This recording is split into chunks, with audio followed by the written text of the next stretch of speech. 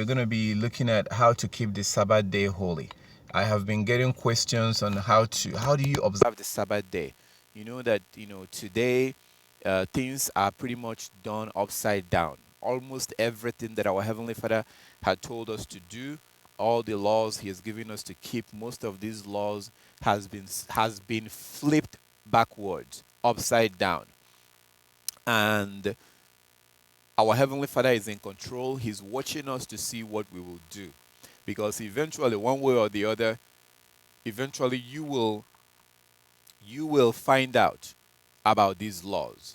And He's watching to see how you will respond, how you will react when you do find out the truth. Because when our Heavenly Father tells us to do something, and and then somebody or some people changes that thing that He told us to do, then it becomes a lie. So for example, Easter, they use Easter to replace the Passover. They use man-made calendar to replace the real calendar that the Most High created. So, but our Heavenly Father will now be watching you to see how you will react when you find out the truth. Because the truth is the one that He told us to do. The actual law that He told us to observe, that is the truth. The man-made version of that is the lie. And it's basically it's in everything we do today. Everything we do today, we have the version that the Most High told us to do, and then we have the version that man is, have encouraged us to do. So but the Most High will be watching you to see how you are going to react when you learn of the original thing that He told us to do, when you learn of the original truth that He told us to do. And the best example of this is in the book of Daniel. In Daniel chapter 7. Daniel chapter 7, verse 23 to 25. When you read, it says that the beast will think to change the times and the laws. So this is even before those beasts was created. By the way, that beast is not an animal. Hopefully, Yah's willing, by next week, we will study about the mark of the beast. And you will be amazed when you actually see what the Bible says about the mark of the beast. The beast is not a wild animal. The beast is actually a nation of people. But we'll look into that by next week, hopefully, Yah's willing. So the Bible prophesied, Yah through Daniel, tells us how they will think to change the times and the laws. The time meaning the way that the Most High gave us, the way He wants us to observe time. The sun and the moon. The sun regulates the day. The moon regulates the month. So there was a prophecy that tells us that they will think to do this. So all this law, all these lies you see in the world, the Most High knows about it. He knows. It tells you in Daniel that they will think to change the times and the laws. So He knows about it, but this is really all about you. The Most High is watching you to see how you will react, how you will respond, how you will react when you find out the actual truth.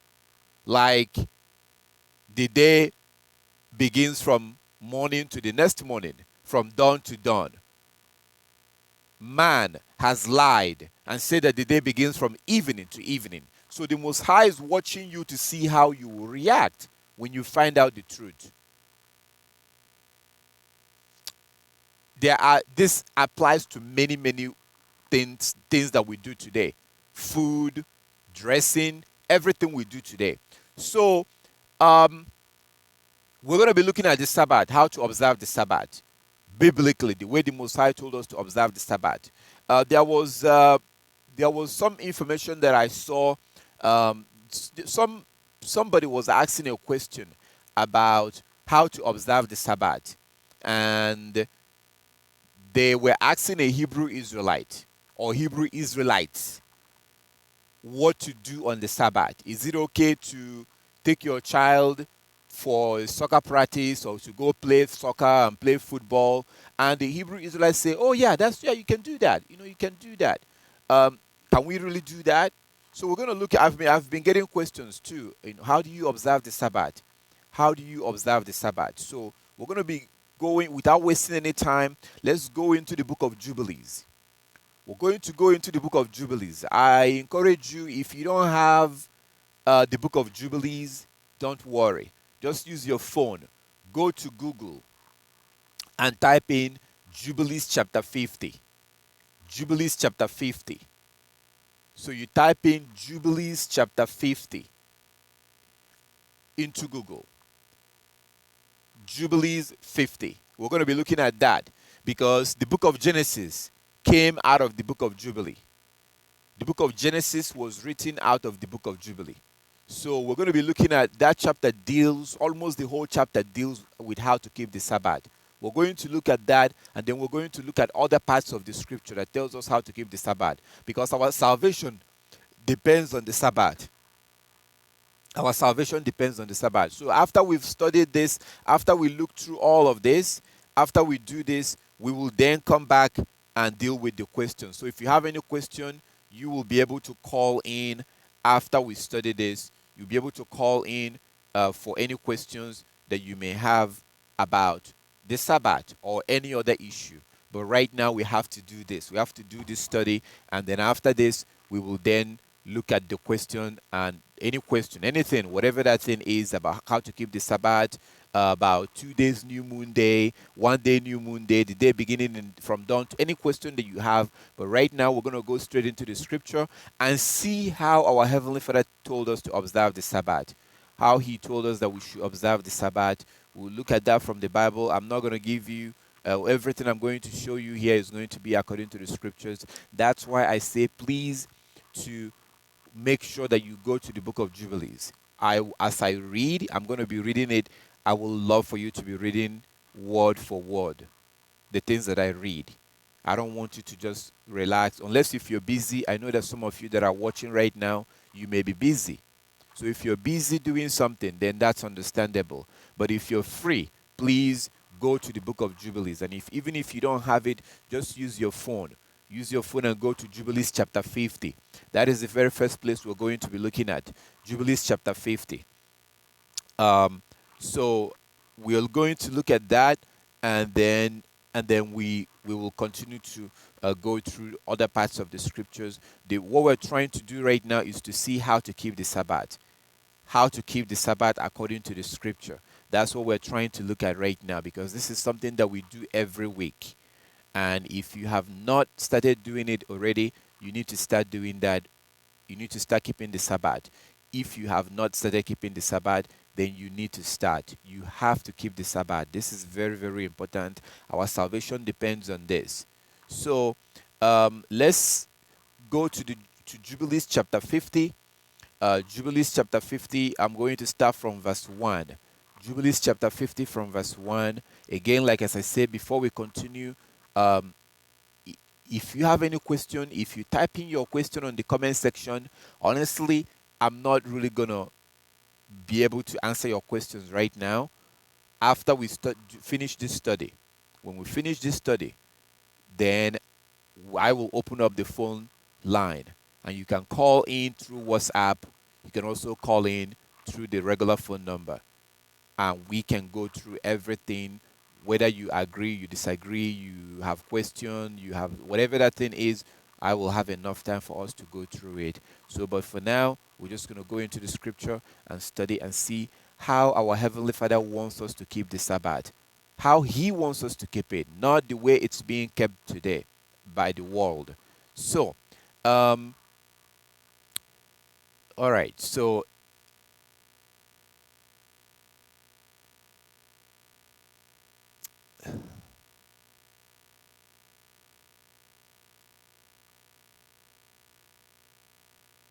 all right, let's go to Jubilees chapter 50.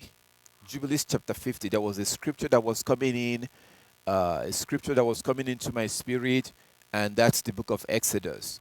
The book of Exodus. I said, let's go to Jubilees chapter 50, and that was where I was thinking that we're going to start with, but then we have to go to Exodus. So I'm going to leave the one that I really wanted us to go to. Let's go to Exodus then, because that's the one that I guess we have to go to start with. I was hoping that we're going to start from Jubilees chapter 50, but So let's go to Exodus chapter 16. Exodus chapter 16. That's the scripture that the Spirit is leading me to right now. Exodus chapter 16. We'll still go back to Jubilees chapter 50, but let's start from Exodus chapter 16.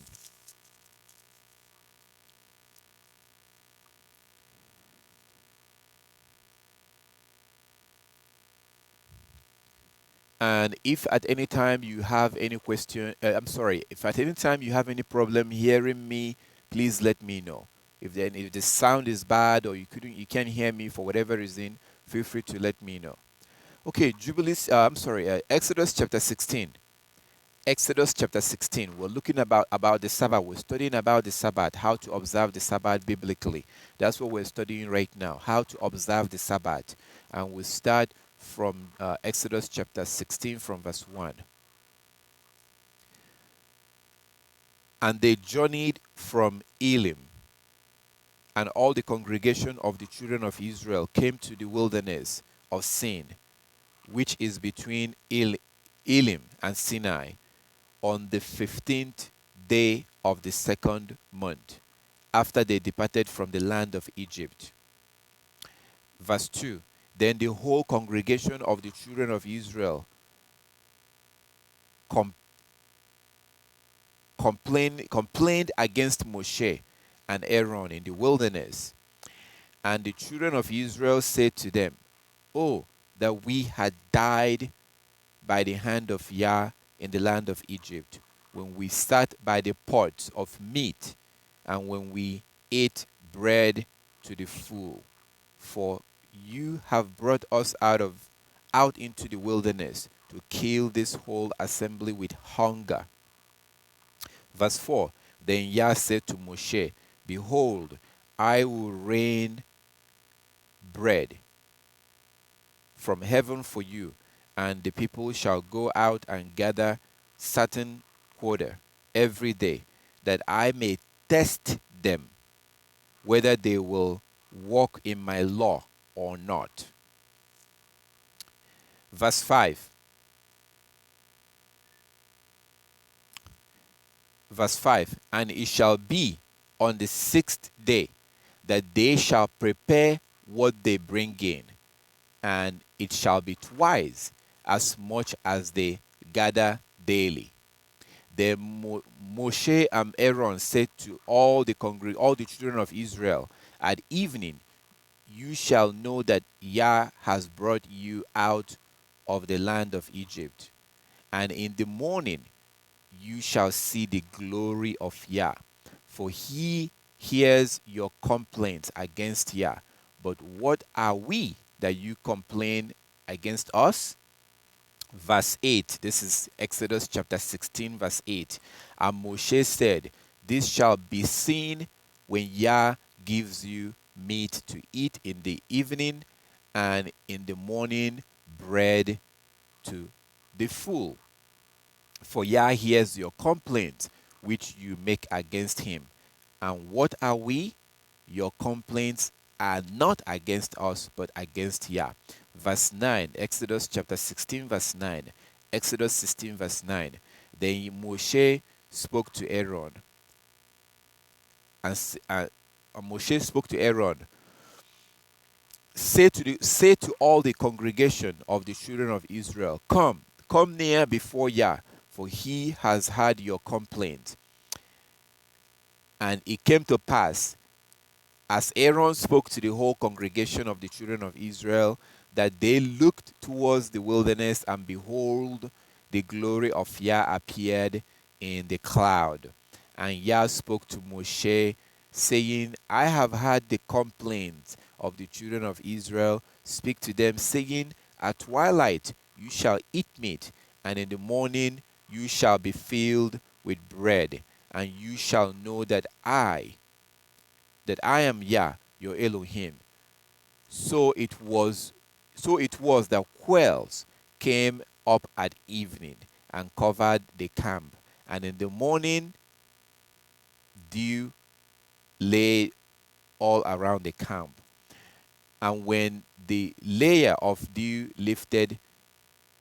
lifted there, and on the surface of the wilderness was a small round substance as fine as frost on the ground. So when the children of Israel saw it, they said to one another, "What is this? What is it?" For they did not know what it was. And Moshe said to them, "This is the bread which Yah has given to you to eat, which Yah has given you to eat." Verse 16, Exodus 16:16. This is the thing which Yah has commanded. Let every man gather it according to each one's need. 1 omer for each person, according to the number of persons. Let every man take for those who are in his tent. Verse 17, then the children of Israel did so and gathered, and some more, some less. So when they measured it by omers, he who gathered much had nothing left over, and he who gathered little had no lack. Every man gathered according to each one's need. Verse 19, Exodus 16:19. And Moshe said, "Let no one leave any of it till morning." Notwithstanding, they did not heed Moshe, but some of them left part of it until morning, and it bred worms and stank. And Moshe was angry with them. Verse 21. So they gathered it every morning, and every man according to his need.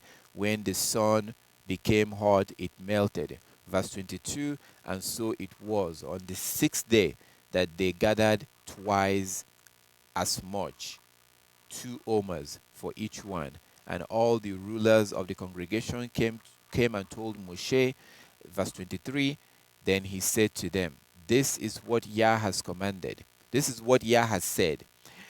Tomorrow is the Sabbath rest, a holy Sabbath to Yah. Bake what you will bake today, and boil what you will boil, and lay up for yourselves all that remains to be kept until morning."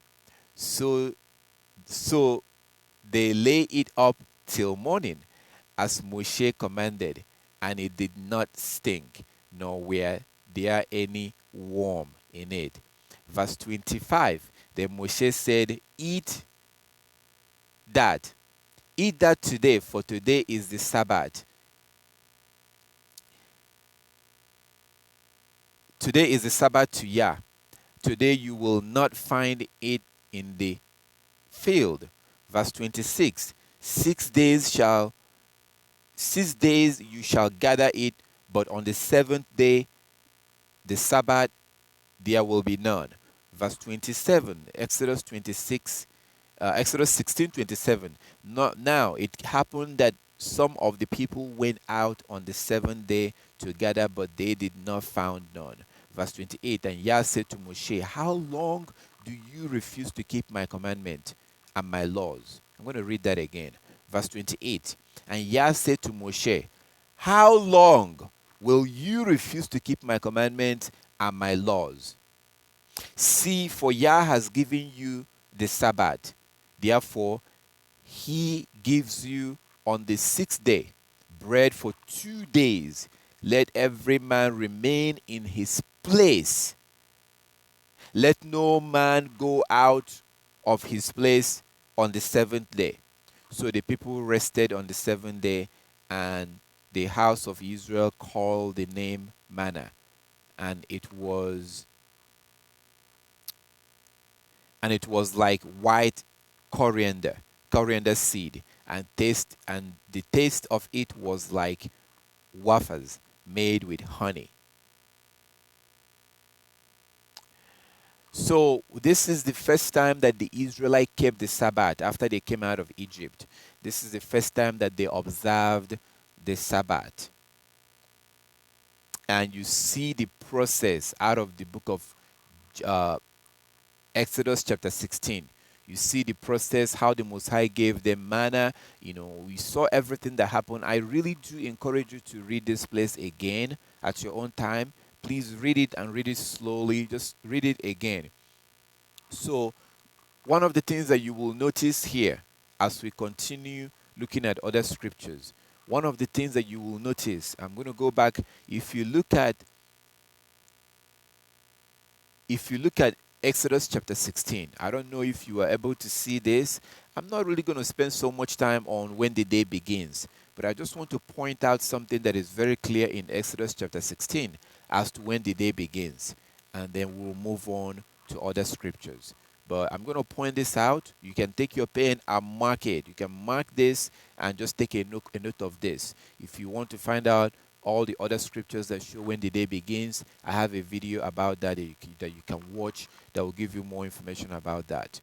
The day video titled "The Day Begins from Dawn to Dawn." The day begins from dawn to dawn. But I just wanted to point this out, something found in your Bible in Exodus chapter 16. So we look at Exodus chapter 16,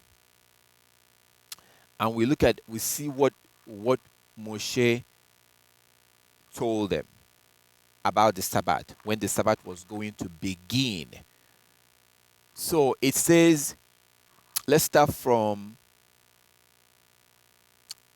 verse 21.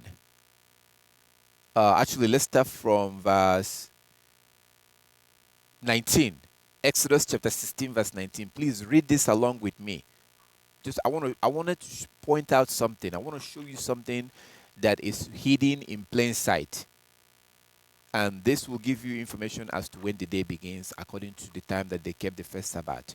So Exodus chapter 16. Exodus 16 from verse 19.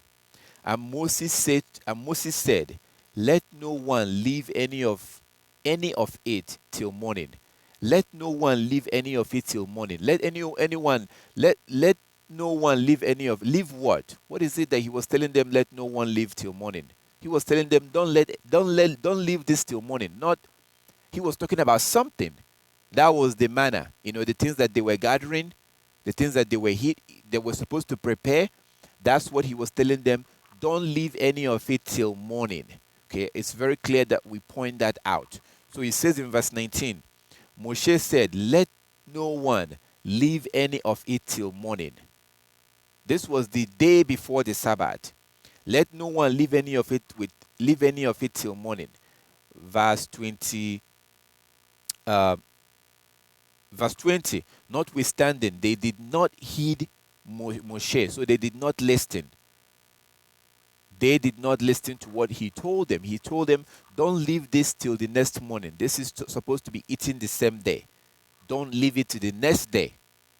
So it says in verse 20, notwithstanding, they did not heed Moses, but some of them left part of it until morning, and it bred worms and stank, so it spoiled. It began to smell. They left it to the next morning, and it began to smell. It basically it spoiled and began to. You can't eat it. The whole thing just it became rotten and was smelling because they left it till morning when they were told that you're supposed to eat it the same day. Okay, so it says in verse 19, notwithstanding, verse 20, notwithstanding they did not heed Moses, but some of them left part of it until morning, and it bred worms and stank, and Moshe was angry with them. Verse 21. Verse 21. So they gathered it every morning, every man according to his need. When the sun became hot, it melted. Verse 22. And so it was on the sixth day that they gathered twice. They gathered twice as much bread, 2 omers for each one. And all the rulers of the congregation came and told Moshe. Then he said to them, this is now the day before the Sabbath. The day before the Sabbath, all the congregation came and told in verse 22, all the rulers, the elders of the congregation, the rulers of the congregation came and told Moshe, verse 23, Exodus 16:23. Exodus 16:23. Then he said to them, this is what Yah has said. Tomorrow is the Sabbath rest. Okay, it's very important that we pay attention to this. So they were talking the day before the Sabbath. The day before the Sabbath, and Yah told Moshe to tell them that tomorrow is the Sabbath. This conversation between Moshe and the people was happening the day before the Sabbath. He said that tomorrow is the Sabbath. Okay?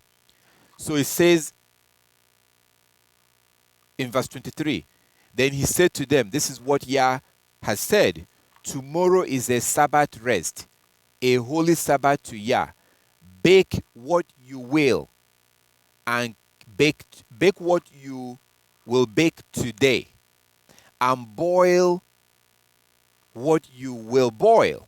So whatever you need to prepare, whatever you need to bake, do that today. Whatever you need to cook, do it today. And lay up for yourselves all that remains to be kept until morning. Did you see that? So this was a conversation going on the day before the Sabbath. The day before the Sabbath. That's the reason why I told you to get your Bible and read along. I don't want you to just be listening, unless if you are walking right now or if you're not able to get your Bible. You can clearly see that Moshe and the congregation, their leaders, was talking the day before the Sabbath. They were told to boil, bake whatever you need to bake. If you want to bake cake, whatever it is that you bake, whatever you need to bake, boil, meaning to boil, like when you boil hot water. You boil water, you boil it, and you have to light fire to boil it. All that you can do on a regular day, but you cannot boil on the Sabbath. So it says prepare the things that you need to prepare, because tomorrow is the Sabbath. And then let's see when that tomorrow began. Was it in the evening? So it says in verse 23, then he said to them, this is what Yah has said. Tomorrow is the Sabbath, Sabbath rest. It's a Sabbath rest, a holy Sabbath to Yah. Bake what you will bake today, and boil what you will boil. Lay up for yourselves all that remains to be kept until morning. Until morning. Verse 24, Exodus 16:24. Exodus 16:24. So they laid it up till morning, as Moshe commanded, and it did not sink, nor were there any worms. So the next morning, when that morning came, they did exactly what they were told, and it did not spoil. So this thing was spoiling on the other regular days, but on the Sabbath, nothing happened. There was no smell. It did not rot. It did not sink. It was fine on the Sabbath day, because that day was a holy day. But look at when that day began. In the morning. There's a difference between evening and morning. There is a difference between evening and morning. If this Sabbath was beginning in the evening, he would have told you so. It says that in the next morning, the day after they spoke, that was when the Sabbath began. So it says in verse 24, so they laid it up till morning, as Moshe commanded, and it did not stink, nor were there any worms in it. Verse 25, then Moshe said, eat that today, for today is a Sabbath to Yah. Today you will not find it in the field. Verse 26, 6 days you shall gather it, but on the seventh day, the Sabbath, there will be none. So you can clearly see the very first Sabbath that the Israelites observe, they observe from morning. They observe this from morning.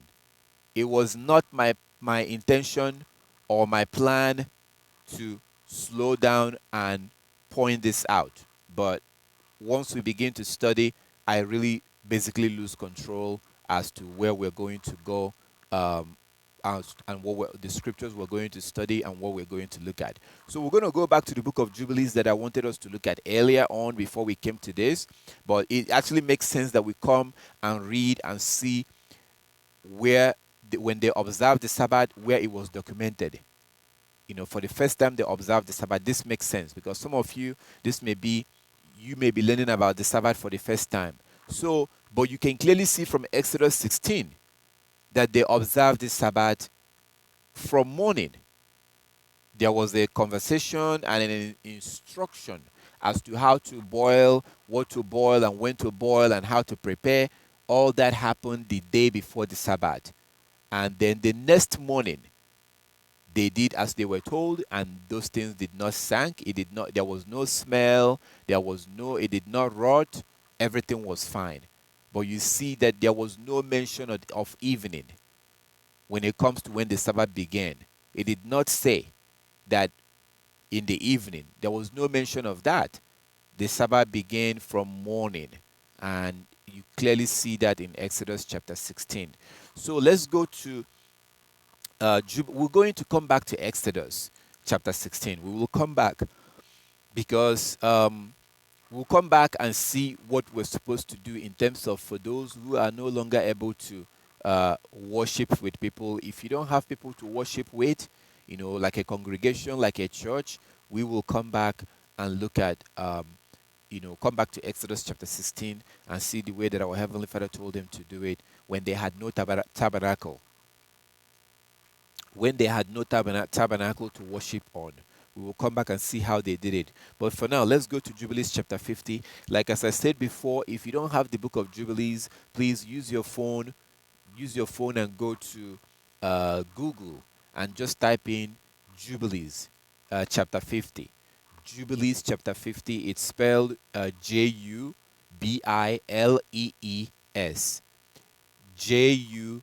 Jubilees, the book of Jubilees. Just type into Google Jubilees chapter 50.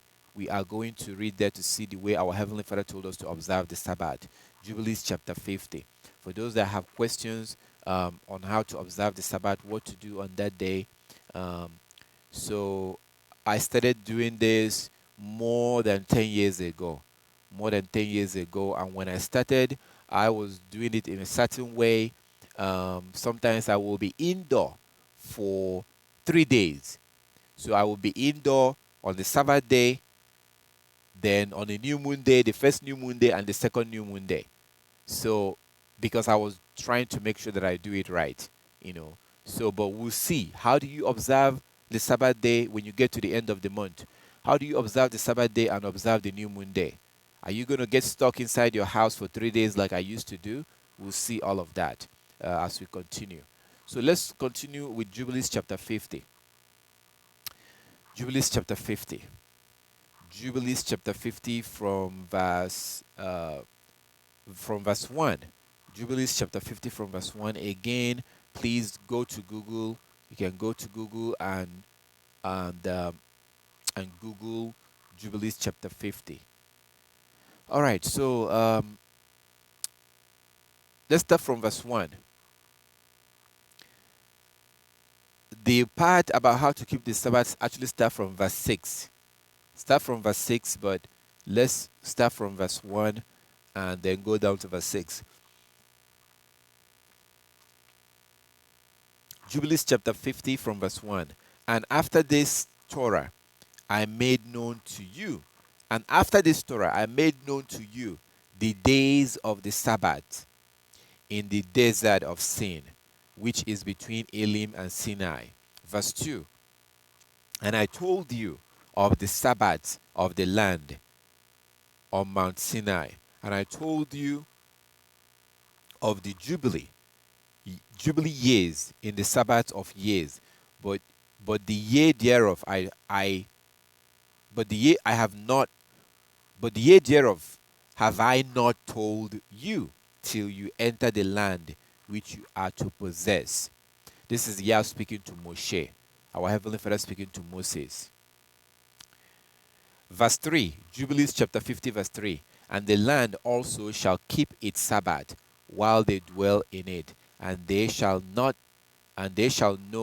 the Jubilee year. Verse 4, wherefore I have ordained for you the year, weeks, and years, and the Jubilees. There are 49 Jubilees from the days of Adam until this day, and 1 week and 2 years, and there are yet 40 years to come in for learning the commandments of Yah until they pass over the land of Canaan, crossing the Jordan to the west. Verse 5, and the Jubilees shall pass by until cleans Israel is cleansed from all guilt of fornication and uncleanness and pollution and sin and error, and dwell with confidence in all the land. And there shall be no more Satan or any evil one, and the land shall be clean from that time forevermore. Okay, so verse 6, we're going to go to verse 6. Verse 6 begins where our Heavenly Father now tells us how to observe the Sabbath. This is found in the book of Jubilees. So, Jubilees chapter 50, from verse 6 all the way to the end, tells you how to observe the Sabbath. The reason why this is not popular and people don't know about this is because of the disregard to the commandment to observe the Sabbath, because people don't care about observing the Sabbath. That's the reason why the book of Jubilee is not popular. But if you want to keep the commandment of your God like He requires you to do, and you want to keep the Sabbath, then you will definitely want to read Jubilees chapter 50, as we're about to do right now. So Jubilees chapter 50 from verse 6. Jubilees 50 from verse 6. And behold, the commandment regarding the Sabbath, I have written them down for you, and all the judgment of its laws. Verse 7, Jubilees 57. 6 days shall you labor, but on the seventh day is the Sabbath of Yah, your sovereign ruler. In it, you shall do no manner of work, you and your sons, and your man servant, and your maid servant, and all your cattle, and all the sojourners who is with you. So it says in verse 7, Jubilees chapter 50, verse 7, 6 days you shall labor, but on the seventh day is a Shabbat to Yahweh, your sovereign ruler. In it you shall do no manner of work, you and your sons, and your manservant, and your maidservants, and your cattle, and your sojourner also who is with you. So on the Sabbath day, no work is to be done. If you're looking at the book of Jubilees right now, in verse 7, Jubilees chapter 50, verse 7, it says that you shall do no work, you shall work for 6 days and rest on the seventh day. And then it says that the Sabbath day, but the seventh day is a Sabbath of Yahweh, or Yah, your sovereign ruler. Your sovereign ruler, our sovereign ruler.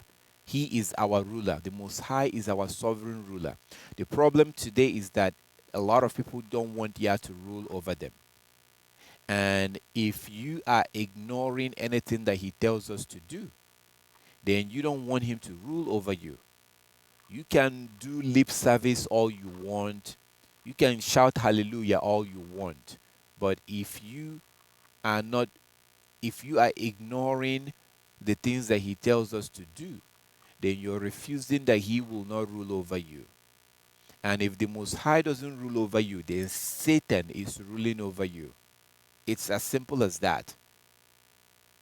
If you are not observing His law, His word, and you're not trying and fighting as best as you can to observe things exactly the way he tells you to, then you are refusing that he will not rule over you.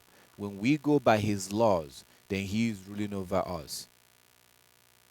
If we are ignoring any of it and playing lip service, then we are not, the Most High is not ruling over us. And if he's not ruling over you, then Satan is ruling over you. So it says in verse 7 that Sabbath is a Sabbath of Yah, our sovereign ruler. And then it says, in it you shall do no manner of work. No manner of work at all. No manner of work is to be done on the Sabbath day. We are not supposed to do any manner of work according to Jubilees chapter 50 verse 7. No manner of work. Example, sometimes people will say that they are doing the work of the Most High. Most Hebrew Israelites will stand on the street. A lot of them will stand on the street and they are preaching. And we're not supposed to do that, because that day, oftentimes, you see them almost getting in fights. Not just verbally, but physical fight. And that day, for these people, that day ends up becoming the most stressful of their day. It ends up becoming the most stressful, because they are standing, they're yelling at people, they're yelling, there's insults going on, and there's all kinds of stuff going on. You're not supposed to do that on the Sabbath day. You're not supposed to do that. And the Levites, the priests, they were supposed to do a manner of work, but in the temple. That's the priest. So if work is supposed to be done, it's inside the temple. Inside the temple. Inside the tabernacle of Yah. So for a regular person to go on the street and say that they're doing the work of Yah, even though they do this on Saturdays, they do it on Saturdays. Saturday is not the Sabbath. Saturday is not the Sabbath day. So they do go out on Saturdays and they try to preach to people. The intention may be good. The intention may be very good. But the thing is that, like it says, there's a way that seems right unto a man, but the end thereof is destruction. So on the Sabbath day, we are not supposed to do any manner of work. There's no manner of work. We're not supposed to do any kind of work at all. Any kind of work. We're not supposed to do that on the Sabbath day. So we're supposed to have a complete rest. But we continue on. It also says that not just you, but your children also. Your children are not supposed to do any work on the Sabbath. Not just you, but your children.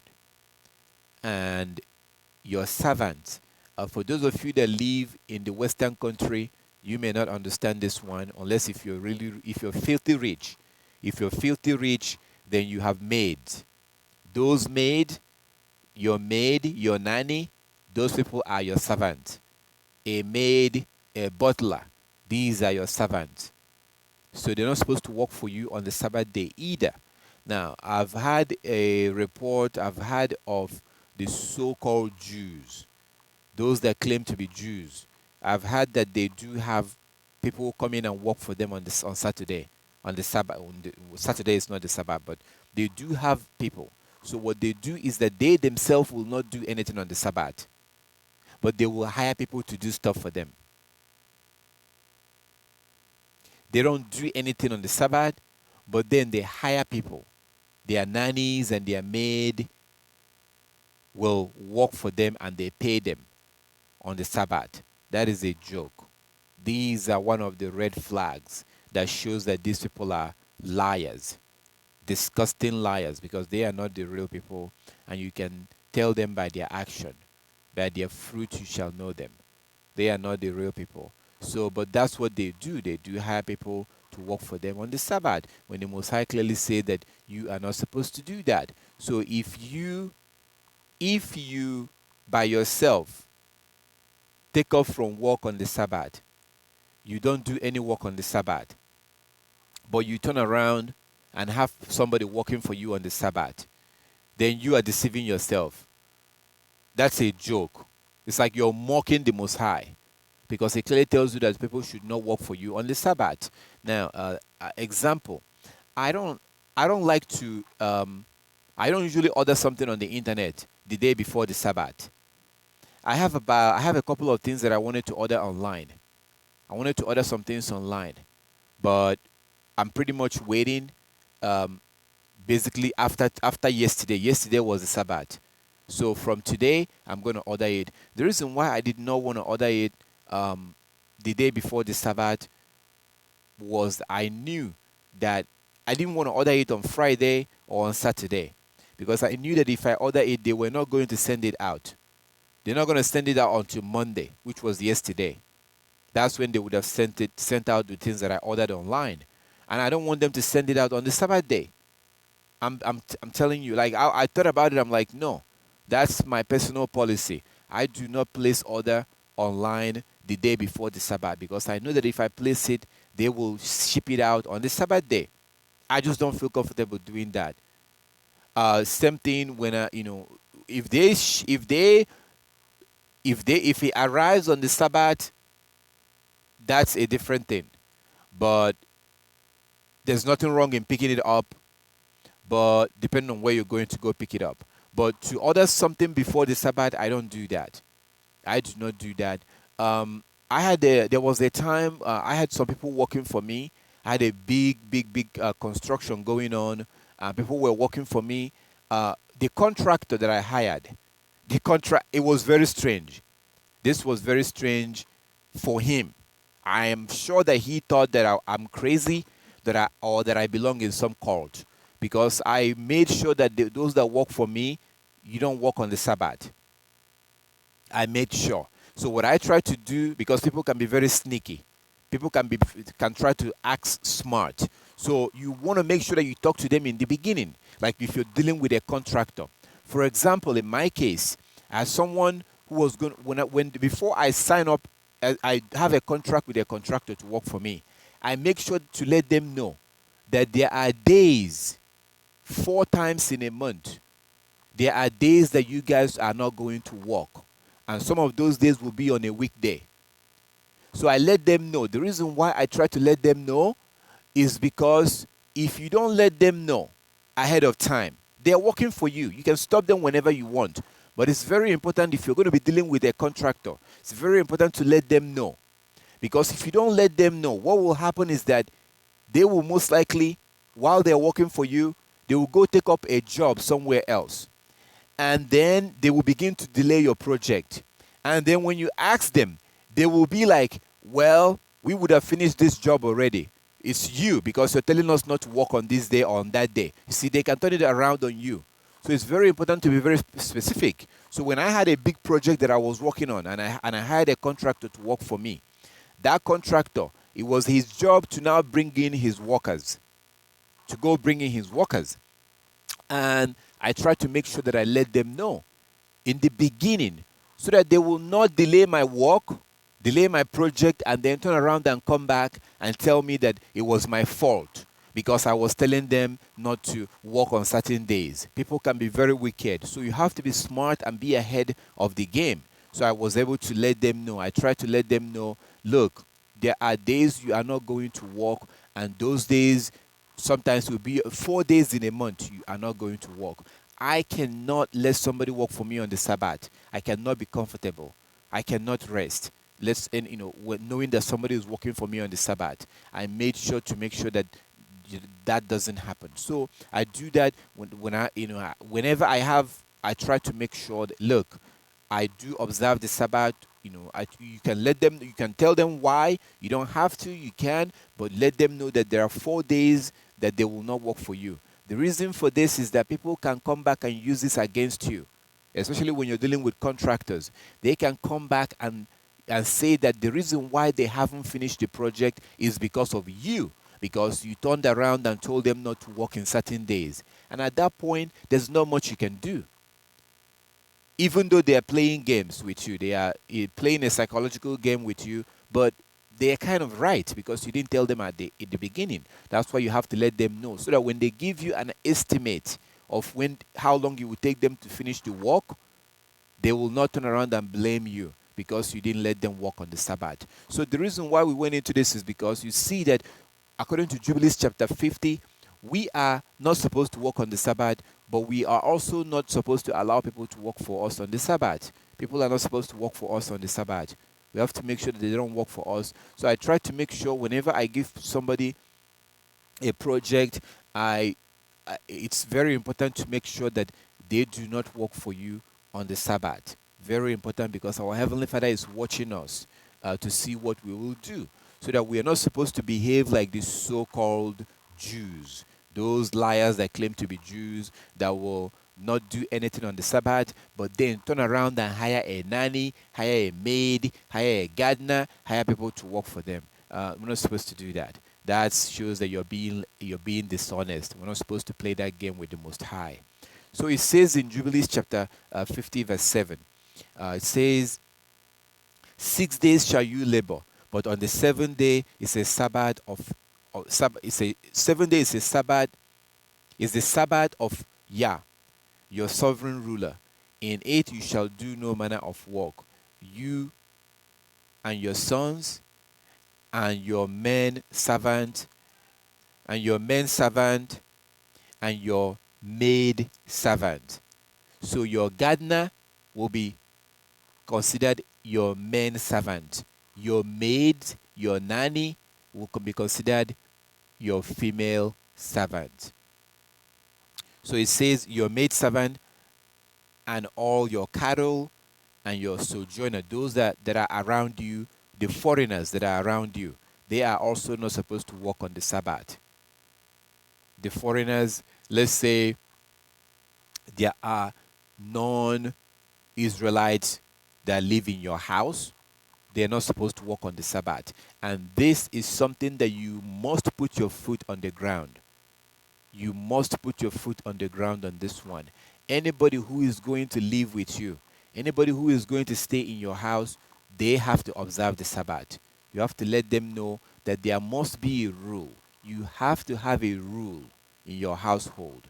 And that rule is the rule of the Most High. So on the Sabbath, no buying, no selling, no cooking. There must be a rule. So if you don't lay these things out in the beginning, it will eventually become a problem. You're going to have people playing loud music on the Sabbath. You're going to have people cooking on the Sabbath. You're going to have, so if you, in your house, you have to make sure that anybody that comes under your roof, that comes to stay with you, you have to let them know that there will be rules and regulations. Because again, it's very important to let people know in the beginning, as they are coming in, you have to let them know. If you wait after they come in and you begin to tell them, it tends to be a lot more difficult. This is very important. So your sojourners, those that sojourn you to stay with you, you have to make sure that if they are coming under your roof, they have to keep the Sabbath. Again, the Most High is watching you to see what you will do in this case. He's watching you. So it says in verse 8, Jubilees chapter 50 verse 8, and the man that does any work on it shall die. Whoever desecrates that day, whoever lies with his wife, or whoever says he will do something on it, that he will set out on a journey thereon in regards to any buying or selling, and whoever draws water thereon, which he had not prepared for himself on the sixth day, whoever takes up any burden to carry it out of his tent or out of his house shall die. Now, when the Most High speaks of dying, the Most High is not just talking about you physically dying. That's inevitable. We're all going to die. That's not a news. There's nothing exciting about that. It's not a news that we're going to die. So the Most High is not just threatening you with physical death. Yes, you're supposed to be put to death, but that's not just what he's talking about. He's talking about spiritual death. Spiritual death. That's much more terrifying. as we can see, let's go to Ezekiel chapter 18. Ezekiel chapter 18. You will see what the Most High meant when he says that whoever does this, breaks the Sabbath, will die. The Most High is not just talking about physical death here. This is not just, because if that's the case, then what's the difference if the Most High kills you physically? I mean, that's not a punishment really, because everyone is going to die anyway, both the righteous and the unrighteous. We are all dying. We're all going to die. We're all going to perish. So it says in Ezekiel chapter 18, Ezekiel chapter 18 verse 4. Ezekiel chapter 18 verse 4. Behold, all souls are mine. That's what your God says. All souls are mine. The soul of the Father as well as the soul of the Son. The soul whose sins shall die. The soul whose sins shall die. What does that mean? The soul whose sins. The soul that breaks the law. Remember 1 John 3:4? 1 John 3:4. Sin is the transgression of the law. Sin means breaking God's law. So our Heavenly Father says in Ezekiel chapter 18 verse 4, all souls are mine. All souls are mine. The soul that sin must surely die. The soul that sins must surely die. So that's what he was talking about. Let's go back to the book of Jubilees chapter 50 verse 8. So our Heavenly Father, the I am that I am, the Ancient of Days, he is not just threatening you. He's not just threatening you with physical death. That's not just what's going on here. He is not just threatening you with physical death. He is telling you that if you break the Sabbath, your soul, which is more important, we should be afraid of he who is able to kill not just our flesh but our soul. And this is what a lot of people have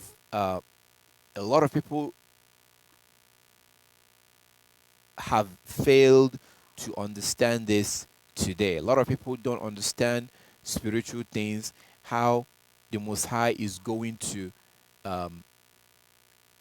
destroy the souls of people. Like it says in 2 Corinthians, 2 Corinthians chapter 2 verse, no, 1 Corinthians chapter 2 verse 14. 1 Corinthians chapter 2 verse 14. So in order to understand, when our Heavenly Father says that you will die, he's not just talking about your physical death, but a regular person will not understand what he was talking about. Look at 1 Corinthians chapter 2 verse 14. 1 Corinthians 2:14.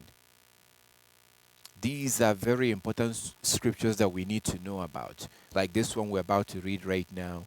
These are very, very important scripture. They are basic scripture that you have to know about, because it's just.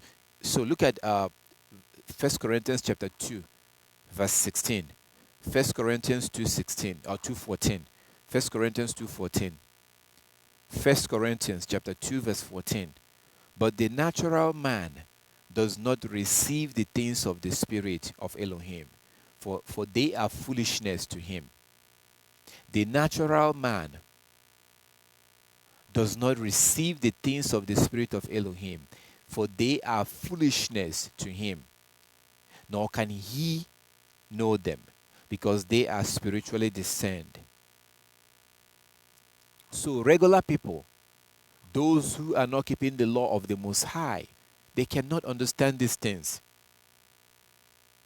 When you're talking about spiritual things, like the scripture, like keeping the law, like our soul, they're going to be like, oh, okay, really, okay. But within their mind, they are thinking that you are a fool. They're thinking that you're crazy. They're thinking that what the hell is she or he talking about? Some book that was written. So to these people, the Bible is some book that was written thousands of years ago. To them, the Bible is no longer relevant. That's how most people, especially the Gentiles, the heathen, most of them, when you talk about the Most High, they are thinking that you're crazy. The things of the Most High is foolishness to them. It doesn't make any sense to them. The things of the Most High. It's foolishness to them. They don't get it. They don't understand it. They have no interest. So when you are saying that they will die for breaking the Sabbath, they will be like, oh, really? Oh, okay. It doesn't make any sense to them. So it's important to know 1 Corinthians chapter 2, verse 14, and understand that if you're going to be walking in the way of the Most High, if you're going to be following His law, if you're going to be following Him with all your heart and with all your soul, most people in this world will think that you're crazy because they don't understand the things of the Most High. These are spiritual things. It doesn't make any sense to them. The Bible says in 1 Corinthians chapter 2:14 that the things of our Heavenly Father is foolishness to them.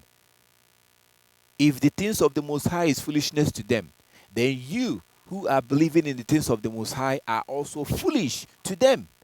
It's important to understand these things. It's important to understand how people sees you as you're going to be following the word of the Most High. So in Jubilees chapter 50, verse 8, it says that Jubilees chapter 50 verse 8, it says that and the man that does any work on it shall die. Whoever desecrates that day, so let's deal with we've dealt with whoever does any work on that day. This is talking about spiritual death. So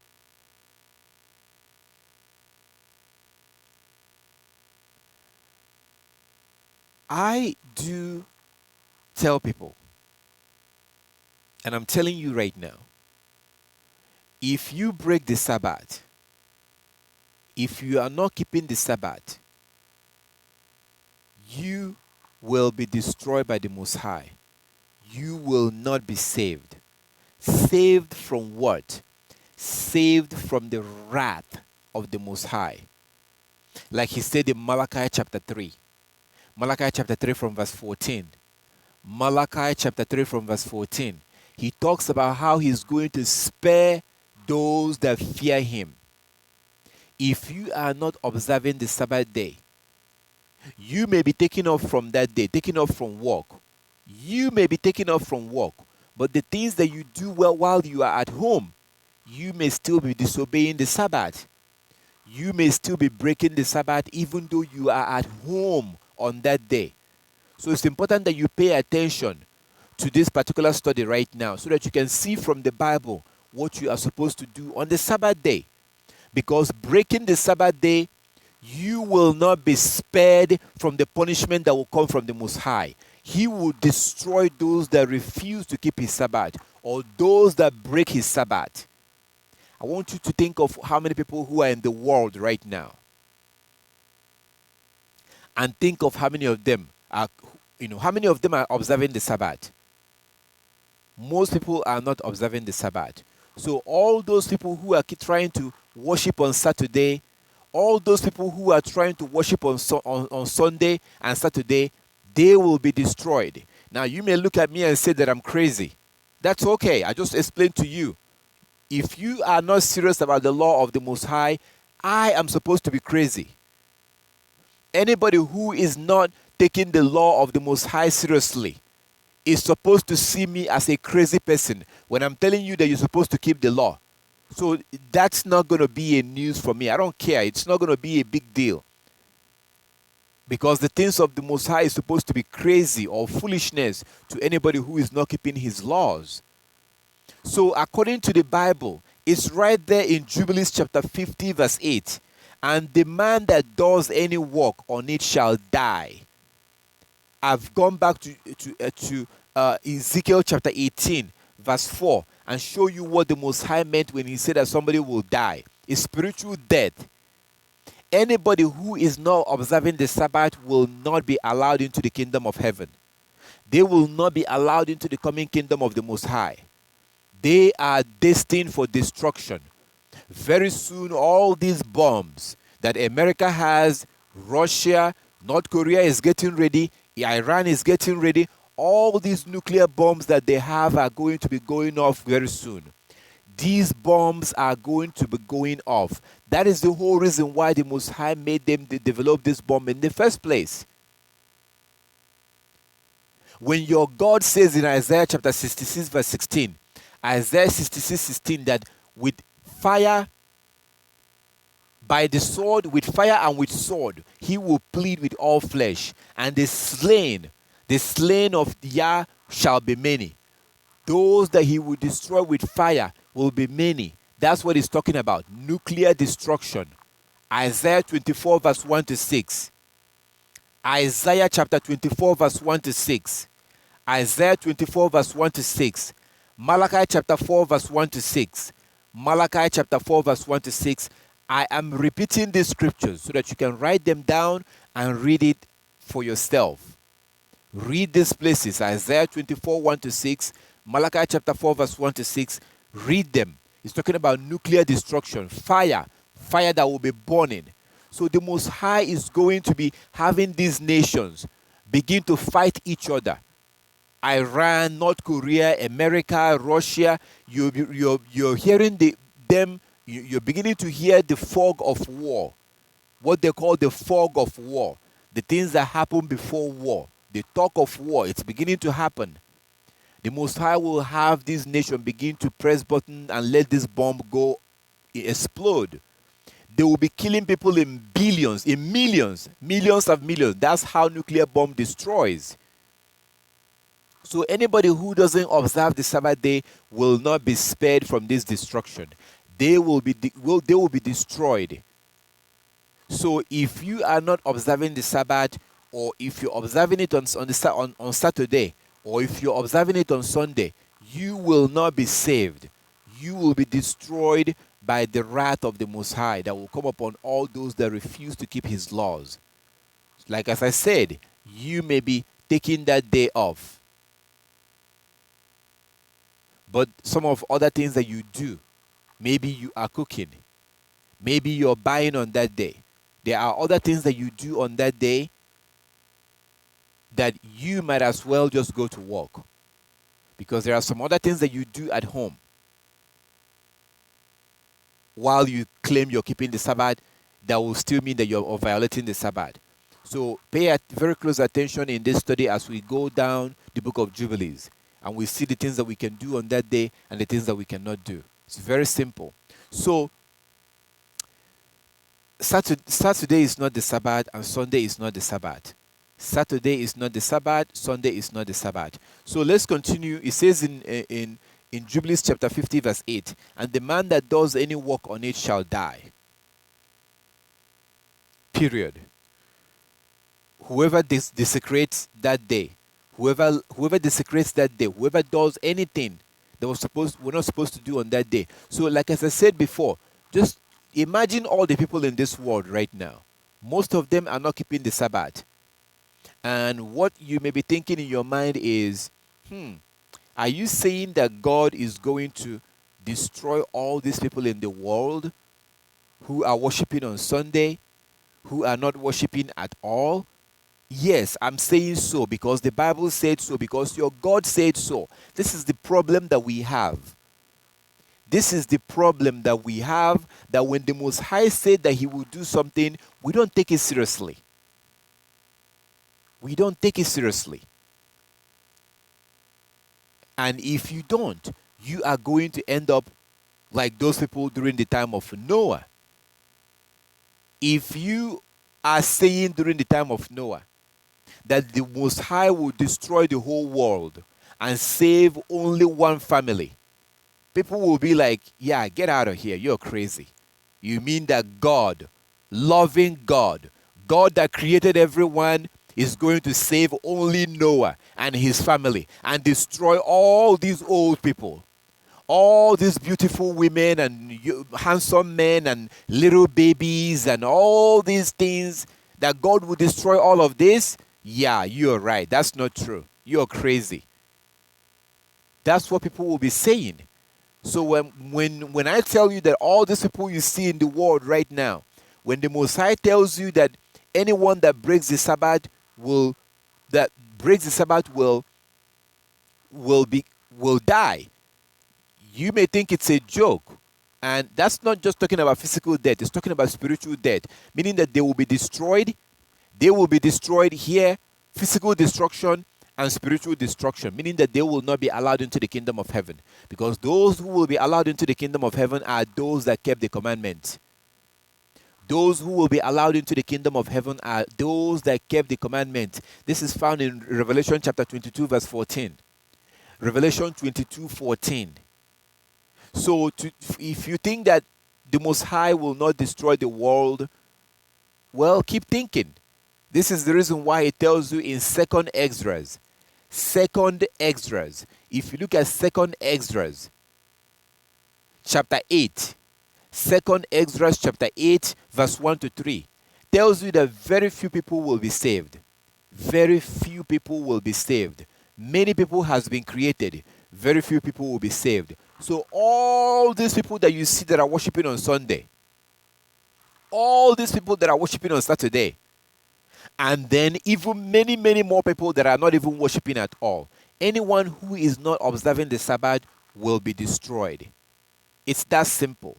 The Most High God, the creator of heaven and earth, does not care about numbers. He doesn't care about quantity. He cares about quality. He will take 3 people over 3,000 people. He will only take those that are willing to keep his laws and his commandments. Look at what happened when they came out of Egypt. More than 1 million people came out of Egypt. Among that more than 1 million, only 2 of that original people, only 2 made it into the promised land. Only 2. Not even Moses was able to make it in. So this is a very serious situation that we're facing. So if you're not observing the Sabbath, you are doomed. Your salvation depends on the Sabbath. We are going to see that as we go on. And also the things that you do on that day. The things that you do on that day. If you take off that day, but you're doing other things that you shouldn't be doing, it's the same thing. You're not observing the Sabbath. So that's why I say pay attention as we go along in terms of what you're supposed to do on that day. So we see that anybody that breaks the Sabbath, that person will die. Not just physical, but spiritual death. And then he goes on to say, this is Jubilees chapter 50, verse 8. Like as I said before, I know that people are joining in. If you don't have the book of Jubilee, use your phone and Google. Just type Jubilees chapter 50. Jubilees chapter 50. Type that into Google on your phone and you read along. Jubilees chapter 50. Okay, so it says in Jubilees chapter 50, verse 8, and the man that does any work on it shall die. This is also women. It's not just men. The Bible addresses the men, but this also applies to the women. And then it says, whoever desecrates that day, whoever lies with his wife, so no sex on the Sabbath day. No sex. Remember what I said before. You may take off on that day. You may not go to work on that day, but there are other things that you could do on that day that will mean breaking the Sabbath. So no sex on the Sabbath day. No sex. Why is that? Example, if you look at Exodus chapter 19, Exodus chapter 19, you will see that when our Heavenly Father told the Israelites to prepare themselves and that he will meet them on the Sabbath day, they were told to stay away from their wives, not to have any kind of sexual relationship with their wife 3 days before the time that he will meet them.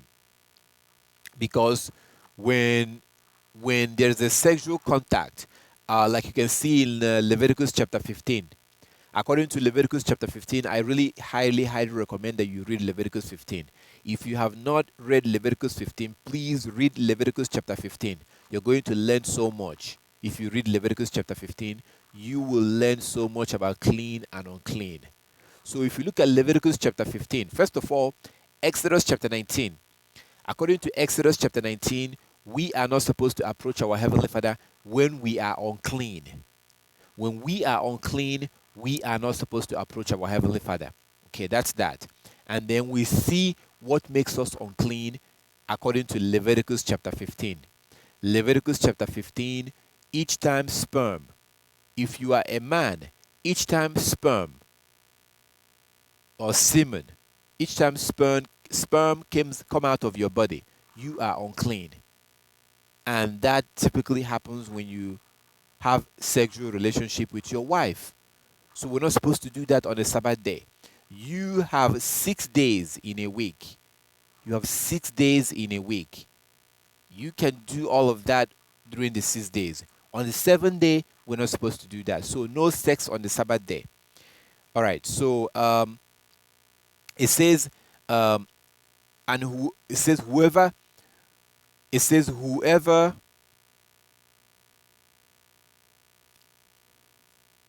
It says whoever. Sorry, I was being distracted by a message coming in here. Please, if you have any question or any comment, wait until after the study. Then I will open up the phone line. You can call in, we can talk, we can discuss or deal with any questions that you may have. Right now, I will not be able to leave the scripture and answer your question. I'm not going to do that right now. So it says, whoever lies with his wife, we're not supposed to do that on the Sabbath day. Or whoever says he will do something, that he will set out on a journey thereon in regards to buying or selling. So this is Jubilees chapter 50 verse 8. Jubilees chapter 50 verse 8. Now, no planning of a business on the Sabbath day. That's what this is talking about. Sitting down and planning, sitting down and just making a plan of somewhere that you're going to go, making phone calls to arrange for a room or hotel, or having like a conference call, or talking to people, talking to family members about you're going to visit them and all that stuff. No, none of that on the Sabbath day. That's what it's saying here. Do you see how deep this is? This is not found in Genesis. This is not found in Leviticus or in Deuteronomy or in Exodus. This is found in the book of Jubilee. So these evil people that translated the Bible, they basically, try to leave these things out. And today people really want to keep the Sabbath, but they don't know how to keep it. So we're not supposed to make plans for business. We're not supposed to make plans. We're not supposed to plan, make plan. What I mean is, sometimes you want to go somewhere. You want to go somewhere, whatever, you want to travel out. You will need to buy a plane ticket. You will need to make phone calls. We don't do that on the Sabbath day. Don't do that on the Sabbath. That's what it's talking about. Don't make any of those plans on that day. It's only one day out of 6 days. It's only one day. Why? You can suddenly let that day go. You can, just one day. One day. I know you may say that it's easier said than done. You're just saying it. I am a very busy person during the week. That's 6 days. I'm very busy. I go to bed. I usually sleep around 10 something p.m. I wake up around about 2 in the morning, between 2 and 3, something like that. I wake up. That's when my day begins. I wake up and, so I don't really get enough rest during the week.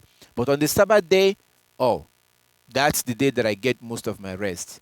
So you have to try to plan your life like that. Just leave that day alone. The point right here in Jubilees chapter 50 verse 8, no planning of business, no planning of buying and selling. Please don't do that. Don't plan. Don't buy your plane ticket. None of that. Don't do that on the Sabbath day. No, none of that. So that's what it's saying in Jubilees. It says that, um, or whoever says he will do something on it, that he will set out on a journey thereon in regards to any buying or selling. And whoever draws water, which he had not prepared for himself on the sixth day. So this is talking about, for those of you that live in the city, those that live in a Western country, you may not understand what this is saying. It says that whoever plans on drawing water. I grew up in a small village, and some of those villages, now things are kind of beginning to change. The way we get our water have changed. Um, Now it's done automatically. We have something called sumo that it's done automatically by you just install it and it will automatically draw water from the ground. Back in the day, you have to dig a well. You dig a well, and then you then draw water from that well. I'm going to give you an example. John chapter 4. You remember that in John chapter 4, the Samaritan woman, she was at the well drawing water when Yeshua approached her and asked for water. And then they began on that long conversation that they had. So that's kind of like that's how you get your water back in the day. That's how you get your water. So you draw your water. So, but it takes energy to draw water because you have like a bucket. You have like a bucket. You tie a rope on a bucket, and then you put that bucket down into the well, and then you drag that water. You draw the water. You pull up the rope, and then that's how you get your water. So, but it takes energy to do that. And we're not supposed to do that. That's why you have to get all the things you need the day before the Sabbath. Today is easy because now maybe you buy bottled water or however you get your water, you get that the day before the Sabbath. So in the book of Jubilees chapter 50, we clearly see bunch of things that are found in that chapter, verse 8, that we're not supposed to do on the Sabbath. No sex on the Sabbath, no planning of business, making plans for business and things like that. None of that on the Sabbath. No, no drawing of water, like as I explained. Drawing of water could be today will be you trying to get your water. You just get everything you need the day before the Sabbath. That's the reason why it was called the day of preparation. The day before the Sabbath is that's when you prepare for the things you need. It says, and whoever takes up any burden to carry it out on his tent, to carry it out of his tent or out of his house shall die. Please, if you have trash in your house, take it out the day before the Sabbath. Take out your trashes, take out to try to carry things out of the house. Anything that will require much energy to do, we're not supposed to do that. If you want to clean your house, not on the Sabbath. If you want to clean the house, if you want to wash your laundry, no washing of laundry, no, none of that. None of that. Now, if you let's say you have this, you have a cup of water, and a cup of water fell down from your hand and fell down in the kitchen. It's okay to clean up the water. You can clean it up. You can get something and mop up the water. That's fine. Because if you leave that water there, somebody may step on that water and fall and break their arm or something and get injured. So if an accident happens, let's say an accident happens, what I mean by accident is that something, you have water or you have food and they fall from your hand and fall to the ground on the Sabbath. You can pick that up or you can clean it up, clean it out. You can do that. Um, Again, like as I said, somebody may step on that and get injured. But to try to walk on something that was already there before the Sabbath. Let's say there was water on the floor of the kitchen before the Sabbath and you try to clean it on the Sabbath, then you're basically doing house cleaning. We're not supposed to do that. That's house cleaning right there. Or if you have plates, dishes in your plates, dirty plates, or in your sink, you can wash it the day before the Sabbath, but you cannot wash that on the Sabbath day. That's work right there. You're doing work, you're doing house cleaning on the Sabbath. We're not supposed to do that. Now, somebody asks me, can you shower on the Sabbath? Yeah, sure, you can shower on the Sabbath. I usually like to do it in the morning before the Sabbath, the morning at dawn or before dawn or right after dawn. I like to shower. Okay, I like to shower. So you can shower if you want to shower within the Sabbath, that's fine. You can wash, I know that as we're going right now, you're going to be having questions. Just be patient, reserve your question. I'm going to, right after this, we will then take calls. We can talk. You can call in through WhatsApp or call in through the phone number that I'm going to give you, and then we can deal with any questions that you may have in terms of how to keep the Sabbath. So be patient. If you have any question, we're going to get to the questions as soon as possible. So there's no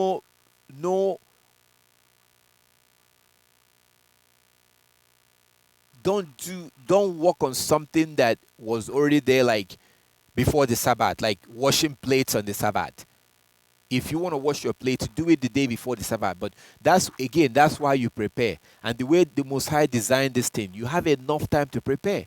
Even if the day before the Sabbath, even if you were not free, you were very busy, you went to work, the night before the Sabbath, you can cook.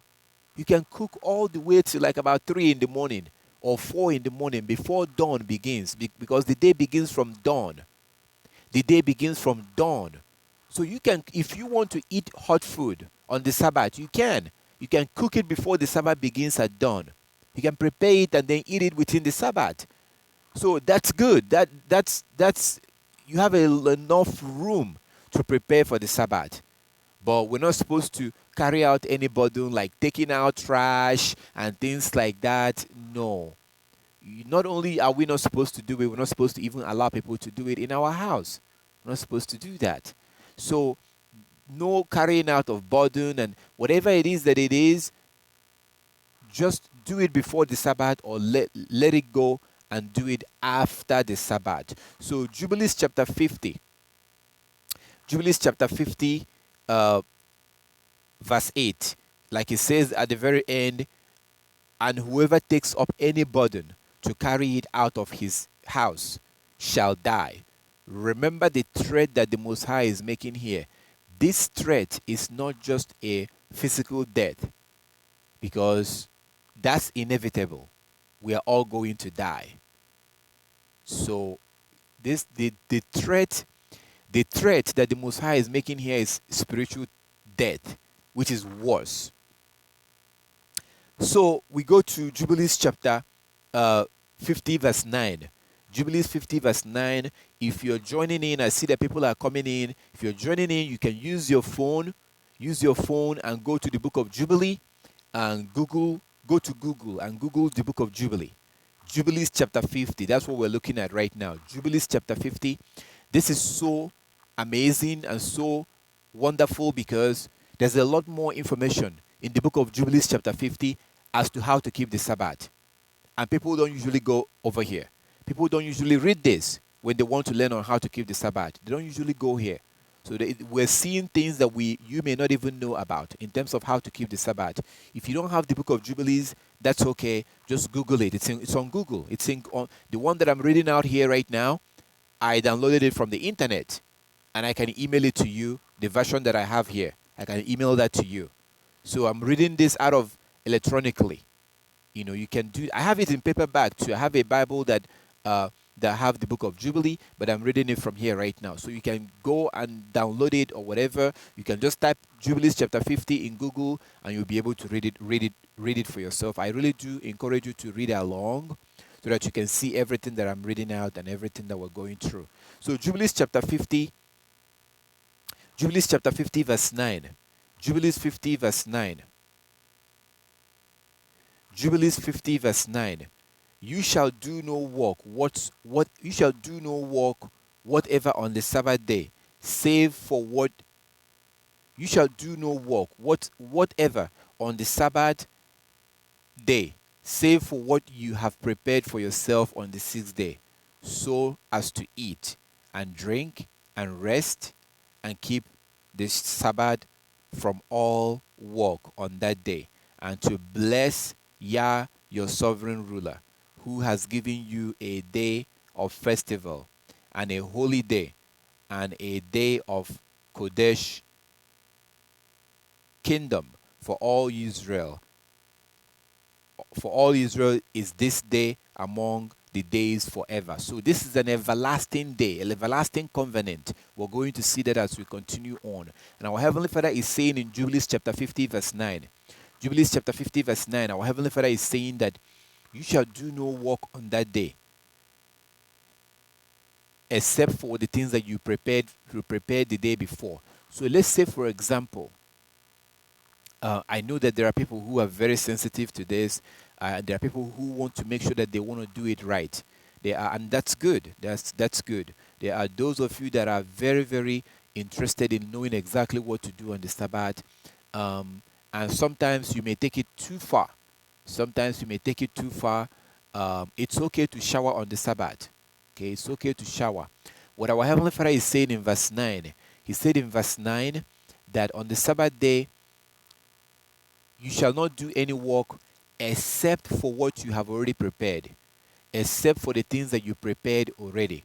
So let's say you prepared your food. You prepared your food.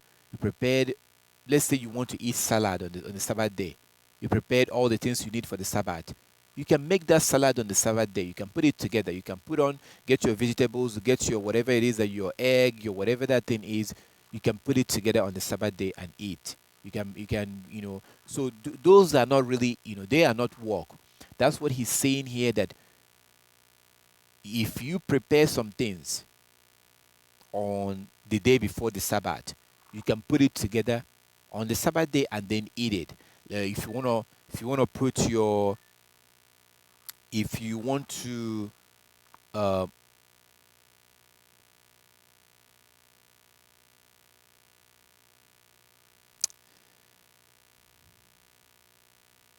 okay. So right now we're not taking any call. I'm not gonna take any calls until after the study.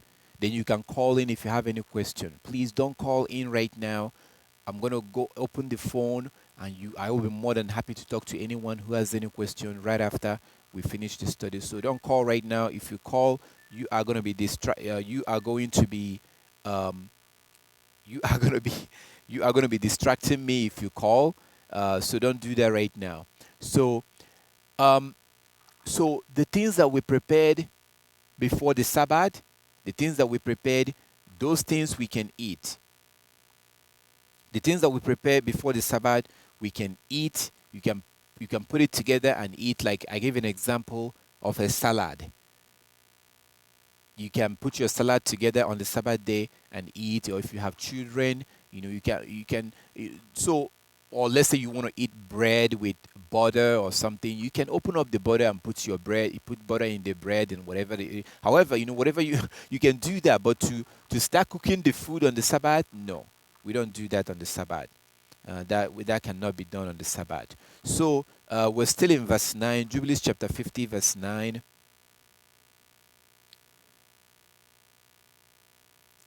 Jubilees chapter 50, verse 9. So it says, you shall do no work whatever on the Sabbath day, save for what you have prepared for yourself on the sixth day. So those kind of things you've brought together and you bought and you have ready, those you can. Let's say you want to. Another good example. You want to make a juice. You have your oranges and all that. You want to make a juice. You can make your juice, or not with the. If you want to make it like naturally, let's say you want to squeeze the orange, you can do that on the Sabbath. But if you want to make it in a complicated way, plugging in the thing in the electric and beginning to make noise and make all that, that's a little bit too much. But if you have a manual, a more less complicated way of making your juice, of the oranges or the apples that you bought on the 6th day, you can prepare stuff like that and eat. If you want to do that, that's not work. You're preparing it for the sake of eating it, but you're not cooking it. So those are the kind of stuff you can do on the Sabbath day. So it says in verse 9, you shall do no work, do no work whatever on the Sabbath day, save for what you prepared for yourself on the 6th day, so as to eat and drink and rest and keep the Sabbath from all work on that day, and to bless Yah, your sovereign ruler, who has given you a day of festival, a Kodesh, a holy day. So this is what we see, and it says at the end of verse 9, this day among the days forever. The Sabbath is an everlasting covenant. It's an everlasting commandment. Anybody who says that we don't have to keep the Sabbath anymore is crazy. Anybody who says that we don't have to keep the Sabbath anymore needs help. They have an issue. They need help, because the Bible constantly keeps telling you that it is to be done forever. So to say that our Heavenly Father knows everything, He knows the end from the beginning, He knows the beginning from the end, and He tells us that we are to observe the Sabbath forever, and then He turns around and changes it. That's ridiculous, because that same people will tell you that He doesn't change. The Most High does not change, but then He changes the Sabbath. That doesn't make any sense. So the Sabbath is to be kept forever. It says in verse 10, Jubilees chapter 50, verse 10, for great is the honor of which Yahweh has given to Israel, that they should eat and drink and be satisfied on this festival day. That's another thing that I really, really want to point out. Sabbath day is not a day of mourning. It's not a day of mourning. Now, if you want to take some time and pray to the Most High and cry out to Him and just have a little quiet time in your closet or somewhere that you're going to be alone and pray, that's fine. But Sabbath day is a feast day, meaning that there's time for everything. When you're done worshiping, there will eventually come a time to sit down and enjoy and eat. If you have a family, sit time and eat your family, talk, laugh, eat, drink, enjoy yourself. It's a day of worship, but it's also a festival. You know what a feast means? To feast, it's not mourning. So don't turn that day into a day of mourning, into a day of sadness. No. Like as I said, there's time for everything. At the beginning, you can take some time and cry out, pray, do whatever. But then after that, you sit down and you enjoy the food that you prepared, and just have good time with your family.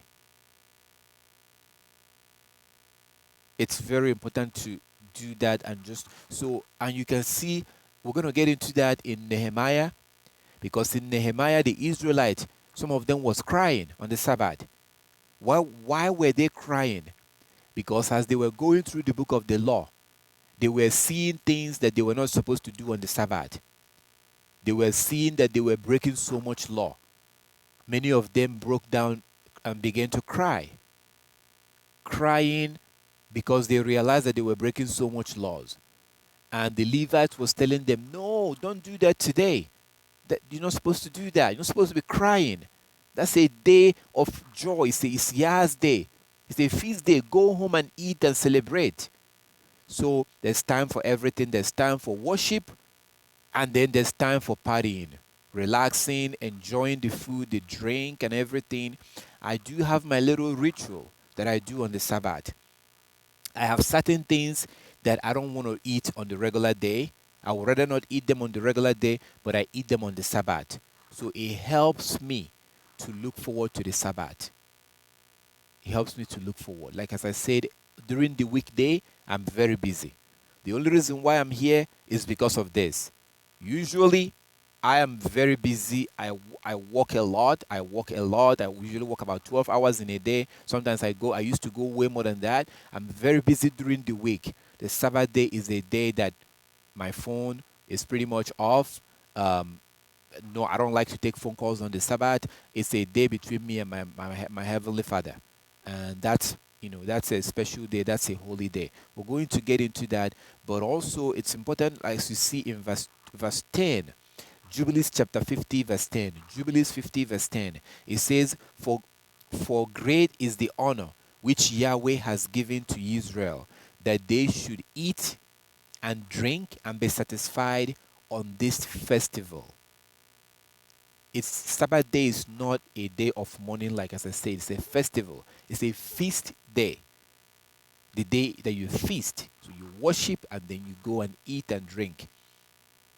It says in verse 10, continuing, it says, and rest thereon for all labor which belongs to the labor of the children of men, save burning frankincense and bringing oblation and sacrifice before Yahweh for days and for Sabbaths. That's the priests.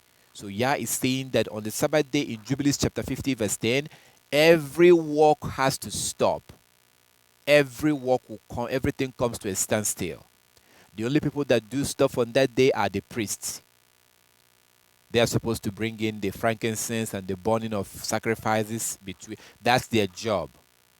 But for us, everything comes to a standstill on that day. And it begins from dawn to the next dawn. And it's not on Sunday, it is not on Saturday. It's regulated by the calendar that the Most High gave us. So that's Jubilees chapter 50, verse 10. In verse 11, Jubilees chapter 50, verse 11. This work alone shall be done. Okay, let me put them all together. So verse 10, Jubilees chapter 50, verse 10. For great is honor which Yahweh has given to Israel, that they should eat and drink and be satisfied on this festival, meaning on that Sabbath, on the Sabbath day, and rest thereon from all labor, which belongs to the labor of the children of men, save burning frankincense and bringing oblation and sacrifices before Yahweh for days and for Sabbath.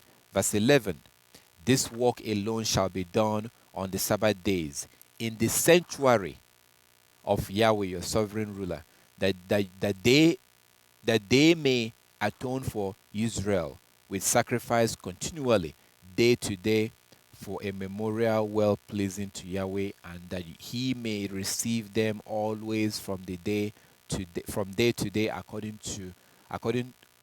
as you have commanded.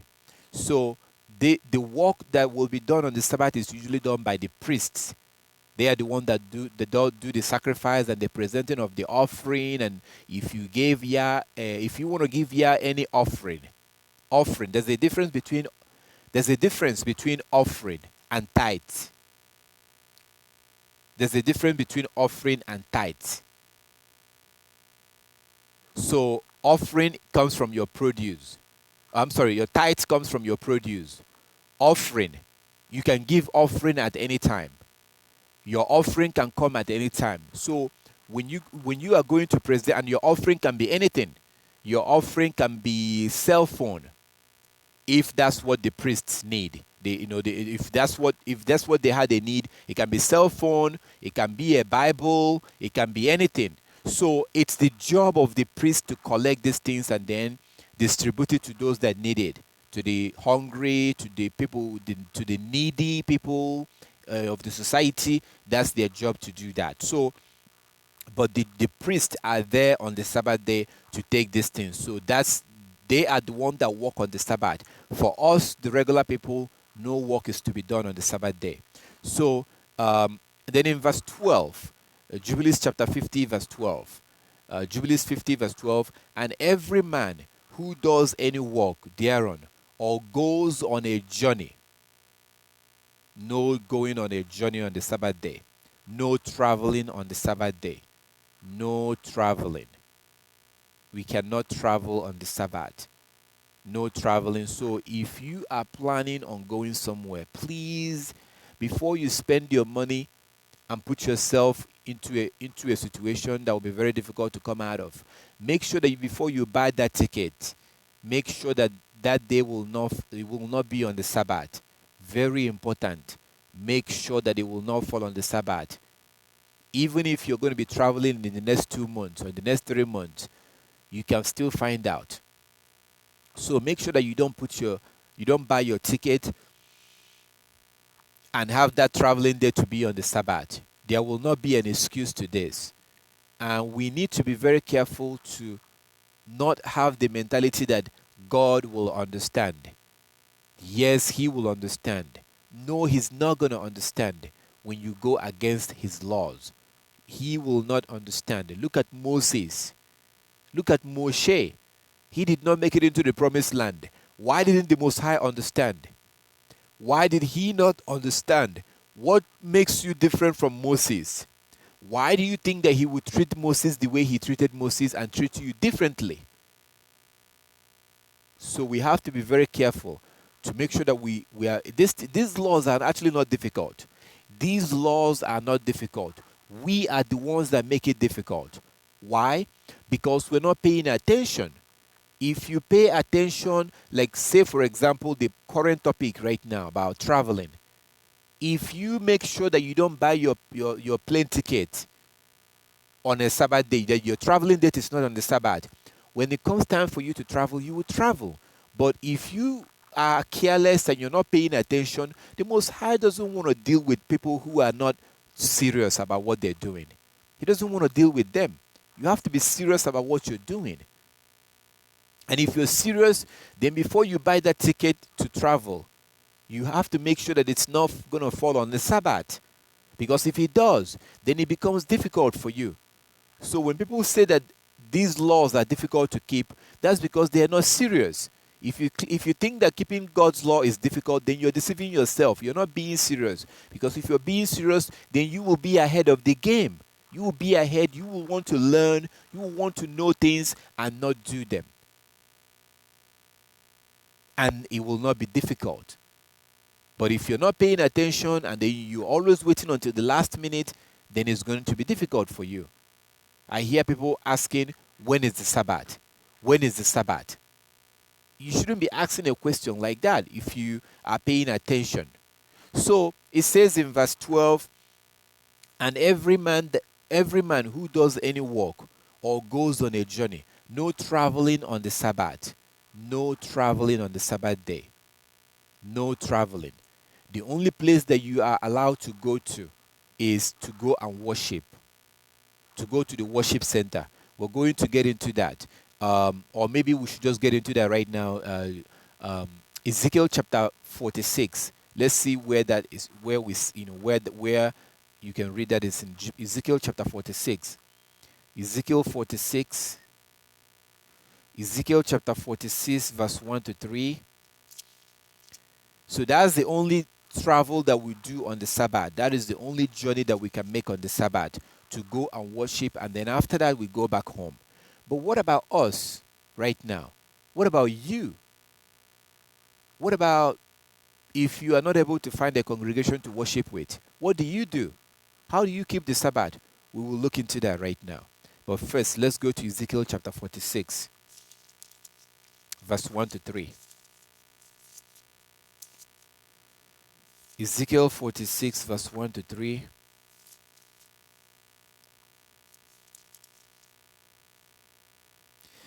Ezekiel chapter 46, verse 1 to 3. It says, Thou says, Yah, Elohim, the gate of the inner court that faces towards the east shall be shut 6 working days. But on the Sabbath it shall be opened. And on the day of the new moon it shall be opened. Verse 2. The prince shall enter by the way of the vestibule on the vestibule of the gateway from the outside, and stand by the gate post.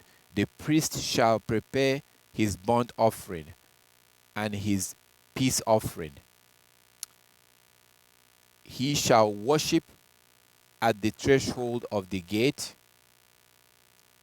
Then he shall go out, but the gate shall not be shut until evening. Verse 3. Likewise, the people of the land. This is Ezekiel chapter 43, chapter 46, Ezekiel 46, verse 3. Ezekiel 46, verse 3.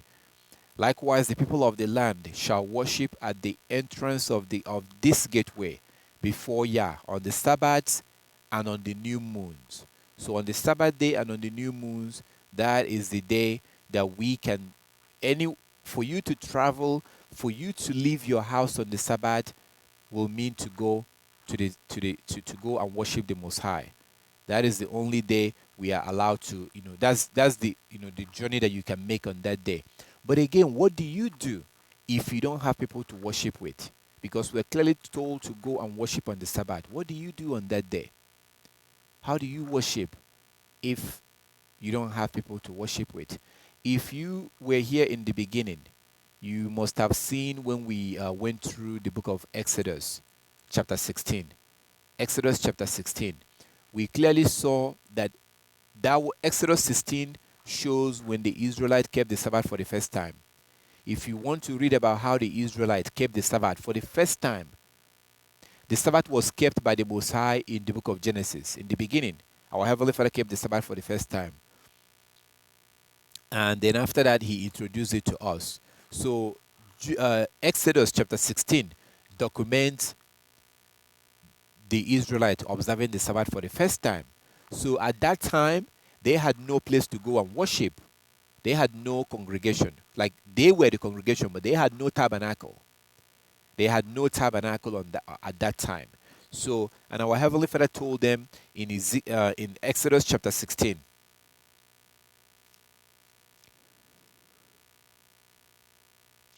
Exodus chapter 16.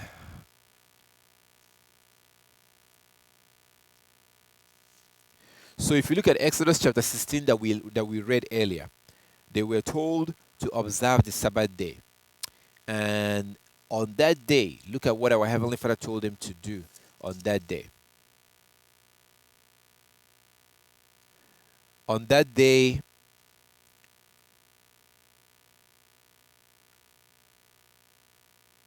let's start from verse 21.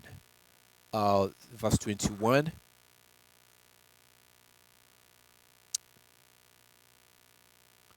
We read earlier how our Heavenly Father told them, how long will you break my commandment? How long are you going to break my commandment? Because they were told not to go out on that day, but to stay home on that day. They were commanded not to go out on the Sabbath day. So let's start with from verse 19. This is Exodus chapter 16. I really hope that you're going to read along. I hope that you will read along. I hope that you're not just going to be listening. You need to read along from your Bible and see these things for yourself. So, okay, let's start from verse 25. Let's start from verse 25, Exodus 16:25, and let's go straight into it and not read the places that we've already read in the past. So, Exodus chapter 16, Exodus 16:25. Then Moshe or Moses said, "Eat that today, for today is the Sabbath to Yah. Today you will not find it in the field. 6 days you shall gather it, but on the seventh day, the Sabbath,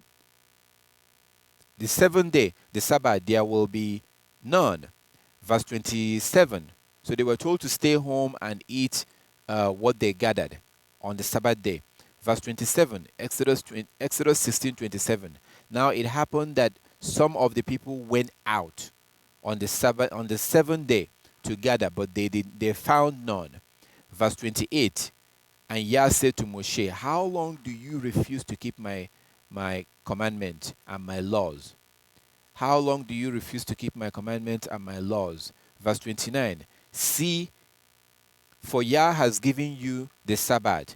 Therefore, He gives you on the 6th day bread for 2 days. Let every man remain in his place. Let no man go out of his place on the 7th day. Verse 30. Exodus 16 verse 30. So the people rested on the seventh day, and the house of Israel called called its name manna. So do you see that our Heavenly Father was telling them to remain in their tent on the seventh day, to remain in their houses on the seventh day, because at this time they had no tabernacle. They had nowhere to go and worship. So they were told to stay home. So if you have no people to worship with, it's okay. You can stay home and you can still observe the Sabbath from your house. You don't have to go anywhere. You don't have to worry that you have nobody to worship with, because what happens is that oftentimes people will try to travel on the Sabbath and go fellowship with some people. You may go out and you may have a flat tire. You may run out of gas. A lot of things, more people may hit your car or whatever. All kinds of things can happen. And now it's even easier than ever than before, because now, just like you can see me right now, I'm live, you can see me, you can hear me. You know, this is the technology that the Most High have given us.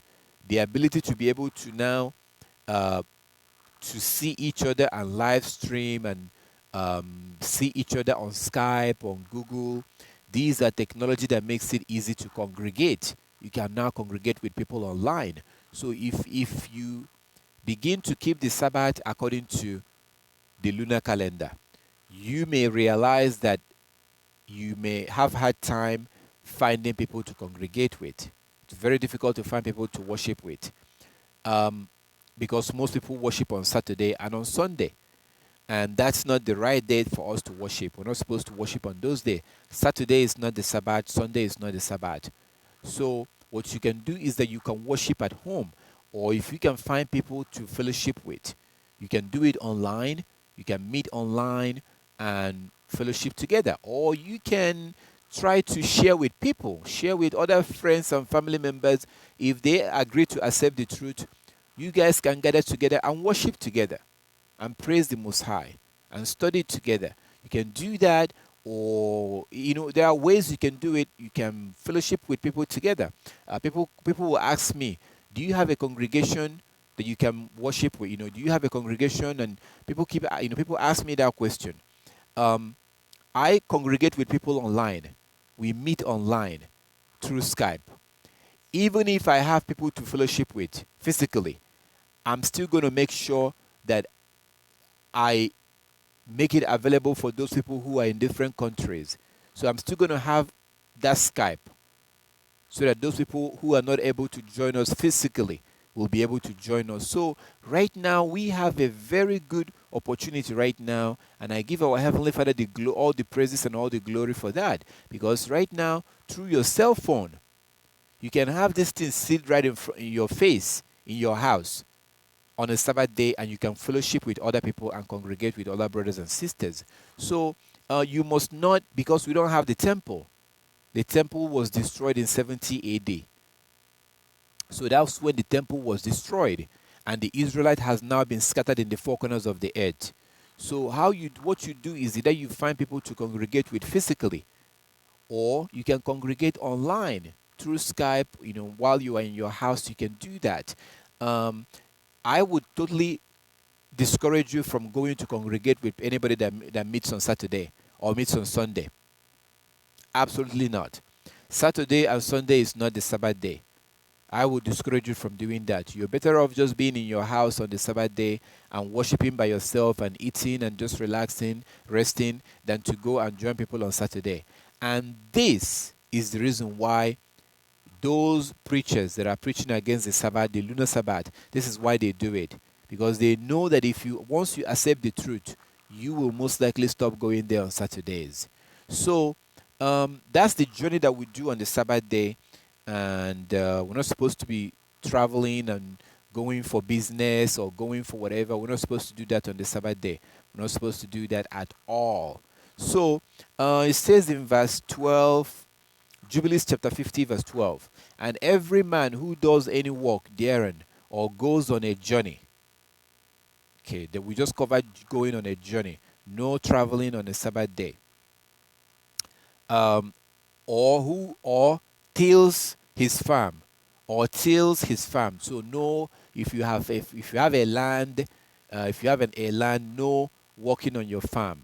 Like as I said, this is not just you, but for those that work for you also, those that will do work for you. Once in a while, I do have people that work for me. No working on the Sabbath day. No working on the Sabbath day. You have to let people know before you hire them that they are not going to be working on the Sabbath day. It's very important to let them know. Like as I explained in the beginning, sometimes people will come back and try to use it against you. So they will end up doing a very bad job. And then if you complain, they will be like, well, I would have done a good job, but you kept telling me to not work on this day or on that day. That's why I was not able to do a good job. So, but if you let them know ahead of time, then they will not be able to come back and try to use it against you. So, yeah, our Heavenly Father said, no walking in our farms, no walking in your garden. If you have a garden, if you have a farm, none of that should be done on the Sabbath day. So, no till, no walking on your, like it actually says in Jubilees chapter 50, verse 12. Jubilees chapter 50, verse 12. Jubilees 50, verse 12. Or tills his farm, whether in his house or any other place. What that means is there are people that have a land somewhere else. Like I have in my house, I have a space in my house where, you know, I have like, we have like a little kind of a farm. My mother planted some things, though she's clearing it up. But there are space inside my compound where we can um, we can plant some stuff. But I do have a land somewhere else. I have a land somewhere else where we can also go and plant food. This is what the Hebrews do. That the Hebrew, they are agricultural people. They grew their own food. So if you have land somewhere else that you go and plant your food, we're not supposed to. Not only can we not do it in our house, but we can go somewhere else and go work on our farms. So no working on our farms or in our garden. Absolutely not on the Sabbath day. Absolutely not. None of that should be done on the Sabbath day. And mind you, we are talking about one day in a week. One day out of 7 days. That's not too much. The Most High this is not too much. And the Most High is really testing us. He is testing us. This is a test. So for those that do have a question, like as I said, please hold on.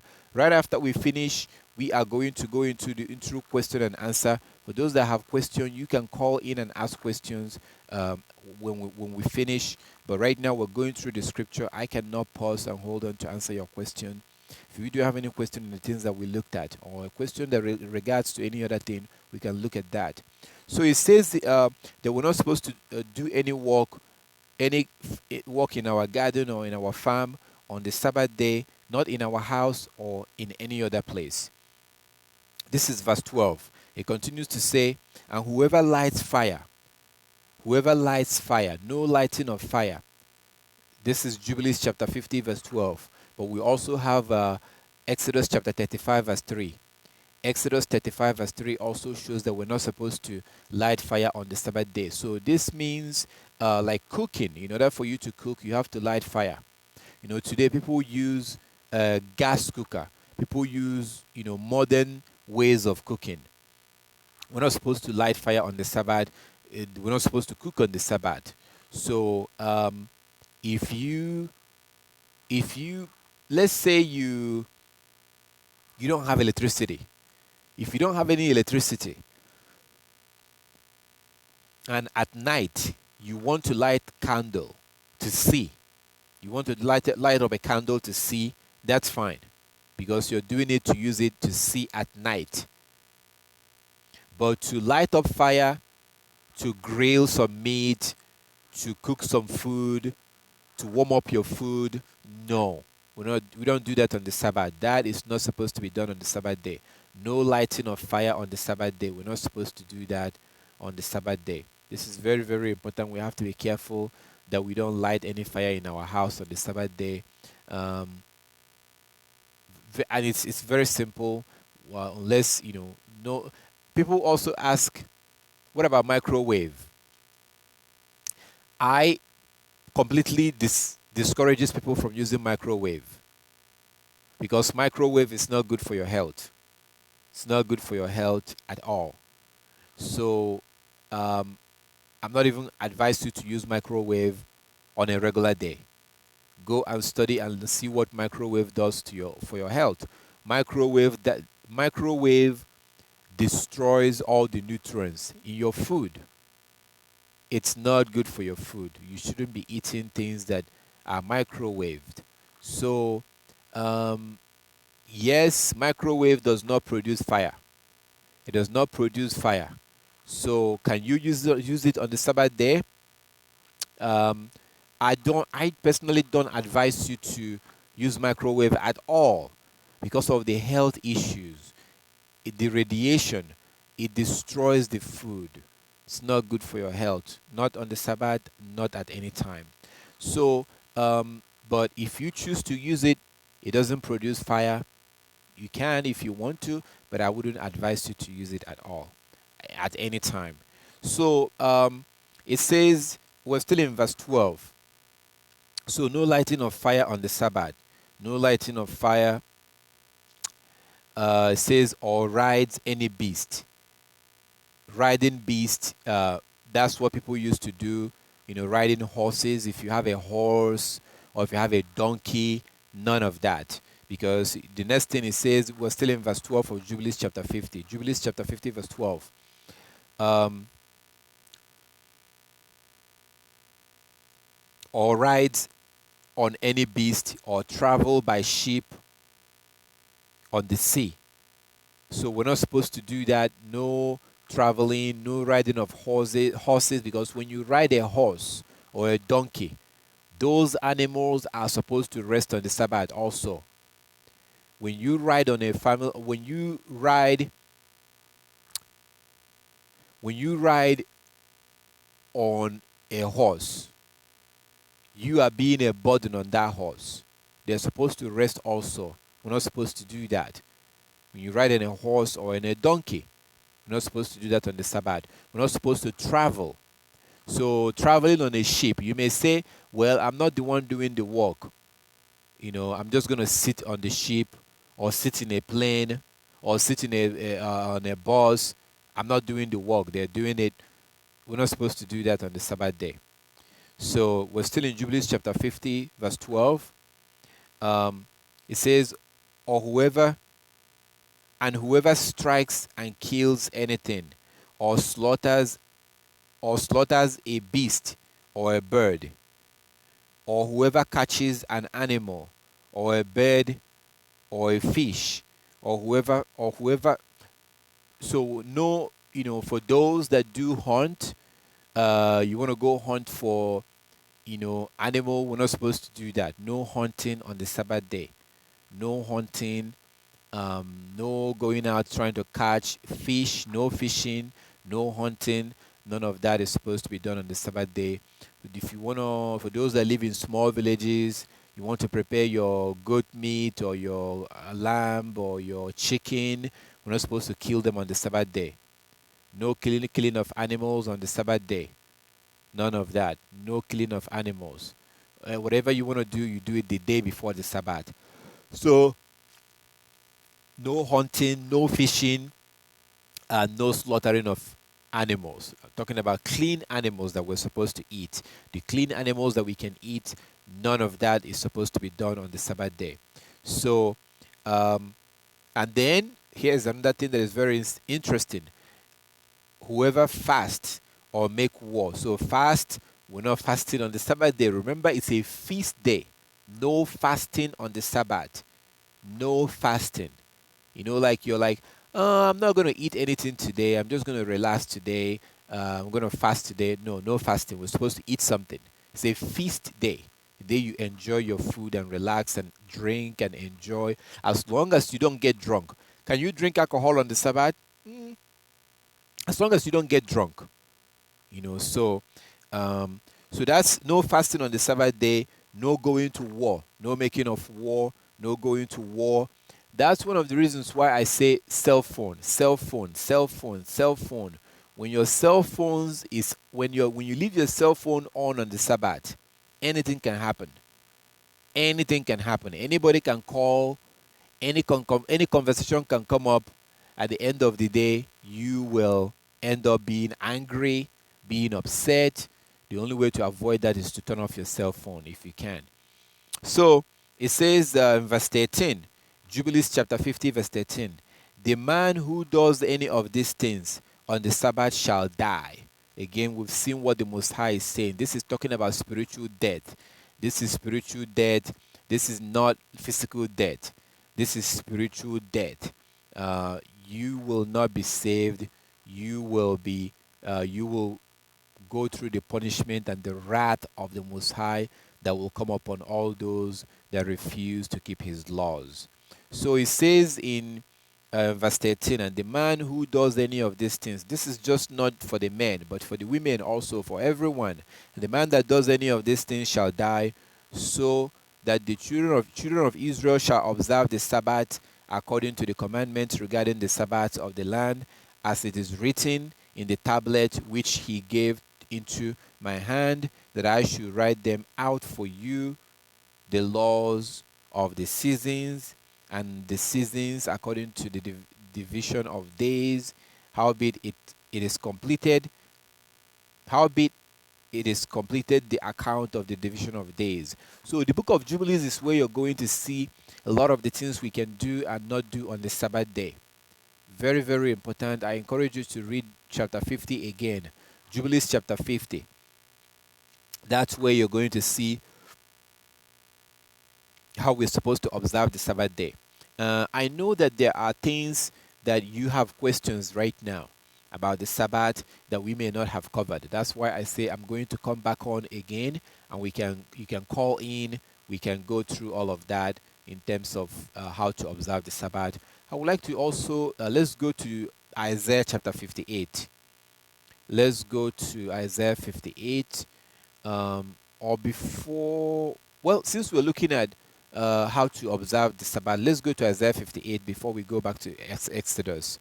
Isaiah 58. Isaiah 58, verse 13 and 14.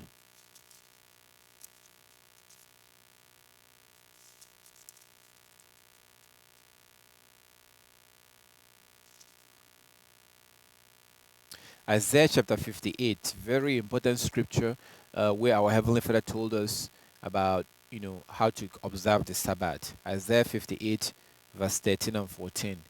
If you turn away your foot from the Sabbath, from doing your own pleasure on my holy day, and call the Sabbath a delight, the holy day of Yah honorable, and shall honor him by not doing your own ways, nor finding your own pleasure, nor speaking your own words.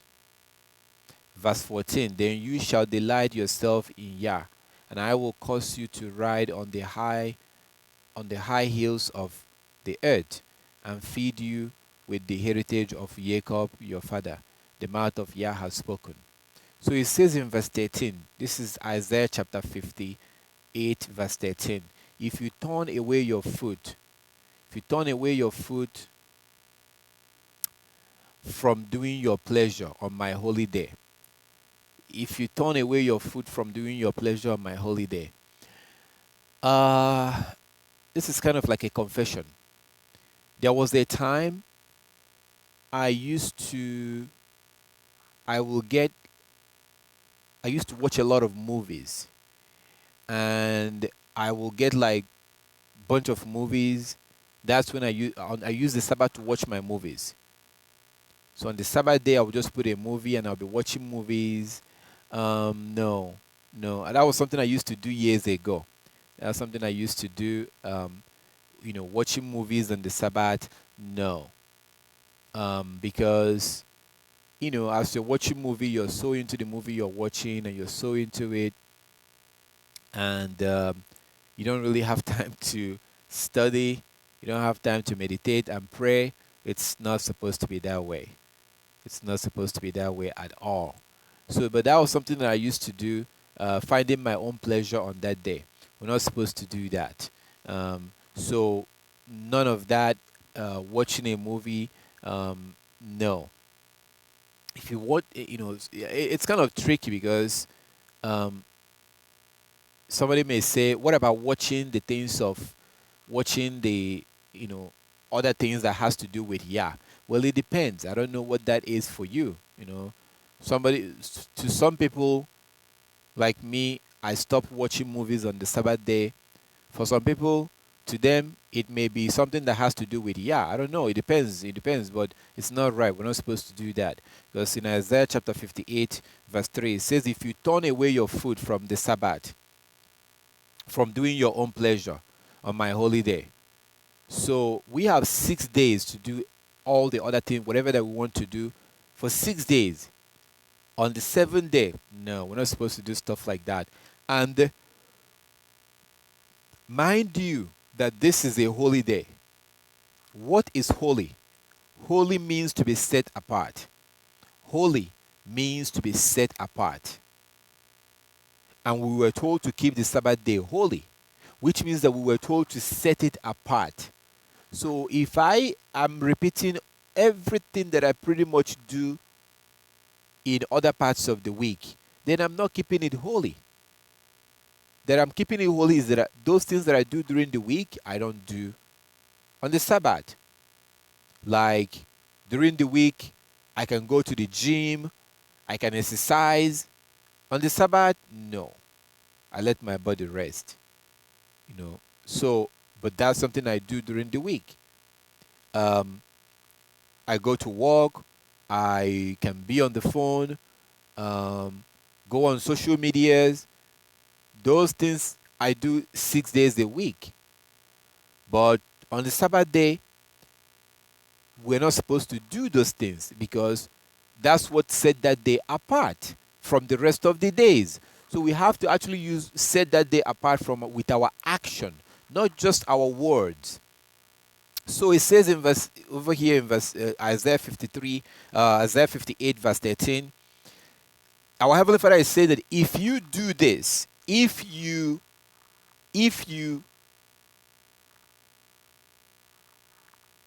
turn away your foot from the Sabbath, meaning that if you don't do, like if you turn away your foot from breaking the Sabbath, from doing your own pleasure, like those movies I used to watch on the Sabbath, that is my own pleasure. Like a man and a woman having sex on the Sabbath, that is your own pleasure.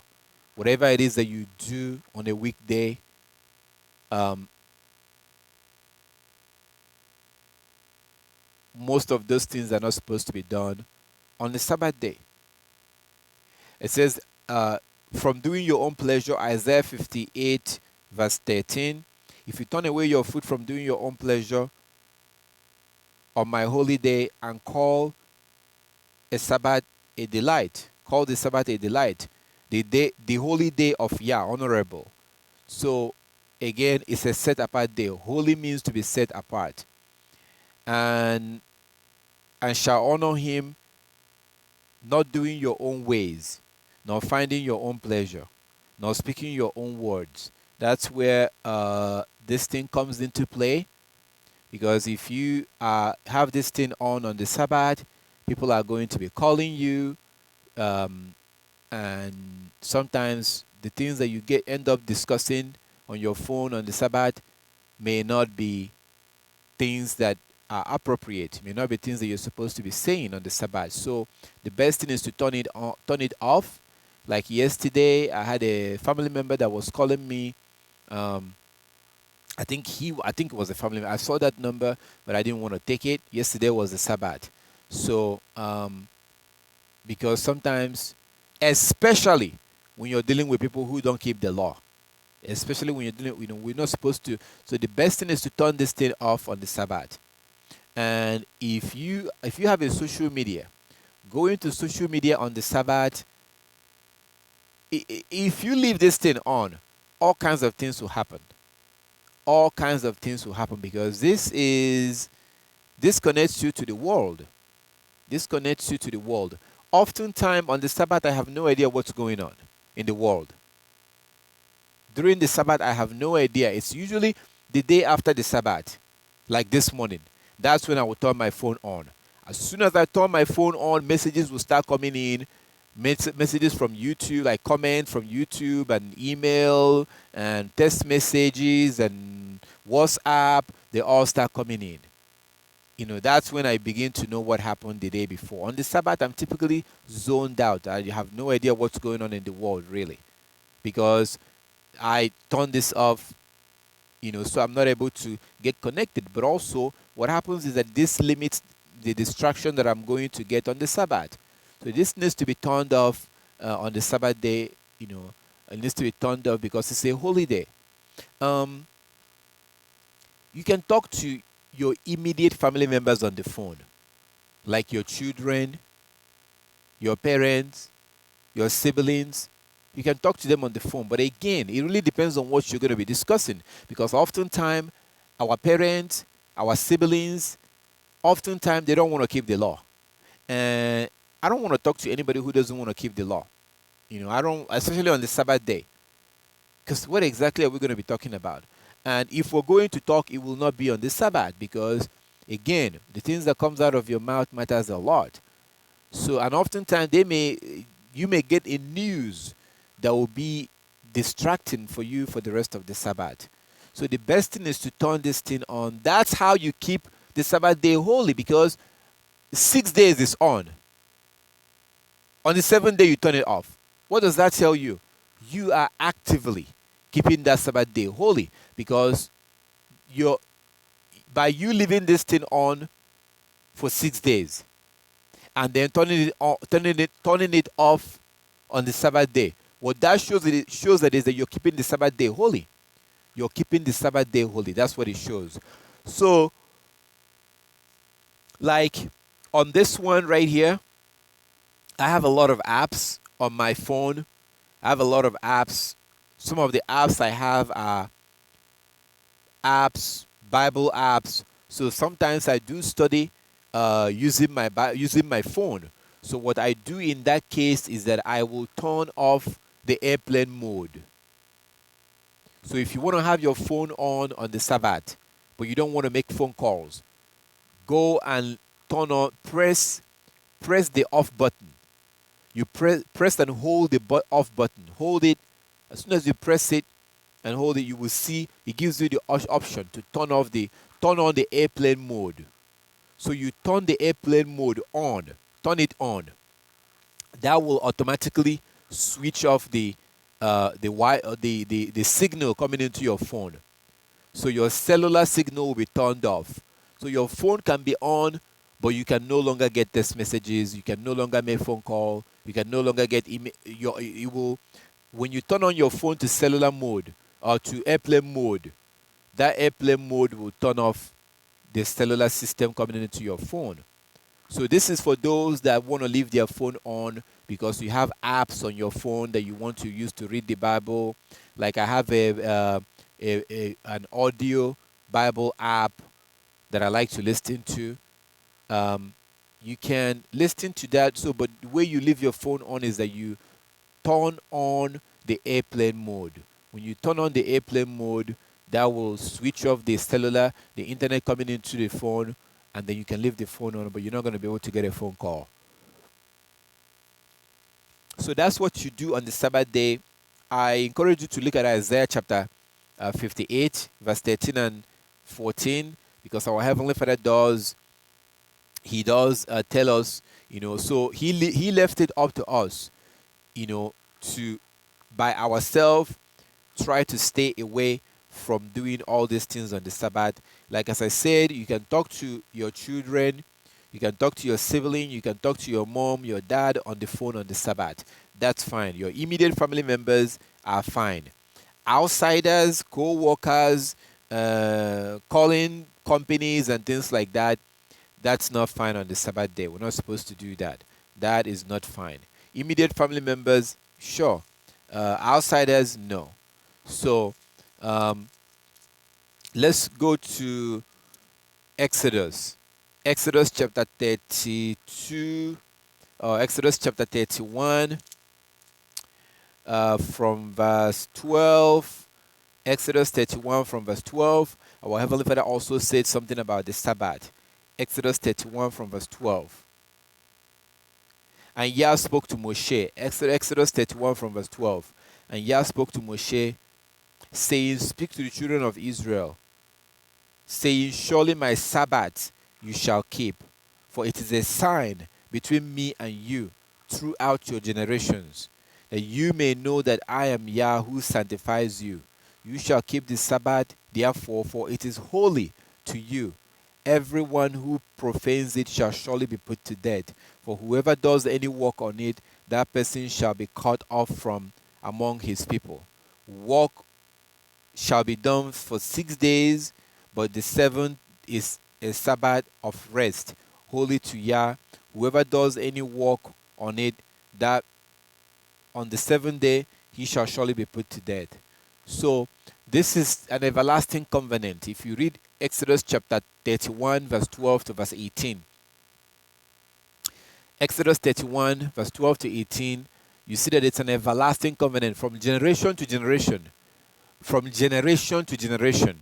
You and I are living in this generation right now. 200 years ago, there were people that was living in that generation. 300 years ago, there were people that lived in that generation. You and I are living in this generation, and the Sabbath applies to all generations forever. So, and it's a sign that identifies those that belongs to the Most High. It's very important that we keep the Sabbath day holy. Very, very important that we observe the Sabbath and observe it correctly. Also, we see that in Exodus chapter 35, Exodus 35, verse 3, we're not supposed to light fire. We saw that in Jubilees chapter 50. We're not supposed to light fire on the Sabbath day in our homes. We're not supposed to do that on the Sabbath day. So these are how you observe the Sabbath day. Buying and selling, no buying and selling. No buying and selling on the Sabbath day, as you can see in the book of Nehemiah. Nehemiah, you see the Israelites coming together and deciding that they will not buy anything from the people of the land. Those that will be bringing things for them to buy on the Sabbath day, they came together and they say, you know what? We are not going to buy anything from the people. Anything that, whatever they bring to us on the Sabbath day and on the new moon day, we will not buy anything from them. So, wherever you are, there is going to be people who will be selling stuff on the Sabbath day. There will be people that will be selling things on the Sabbath day. We are to make sure that we don't go out and buy anything from them on the Sabbath day. Buy and store anything that you need to eat. Whatever it is that you need, get them on the day before the Sabbath. On the Sabbath day, we're not supposed to buy or sell anything on the Sabbath day. We're supposed to, eat the things that we have on that day. It's only, one day. It's not um, like 3 days or 4 days. So about new moon day, like I said earlier, when you get to the end of the month, new moon day is not a Sabbath day. New moon day is different. All these restrictions that you see right now that we just read, most of them does not apply on the new moon day. New moon day was supposed to worship.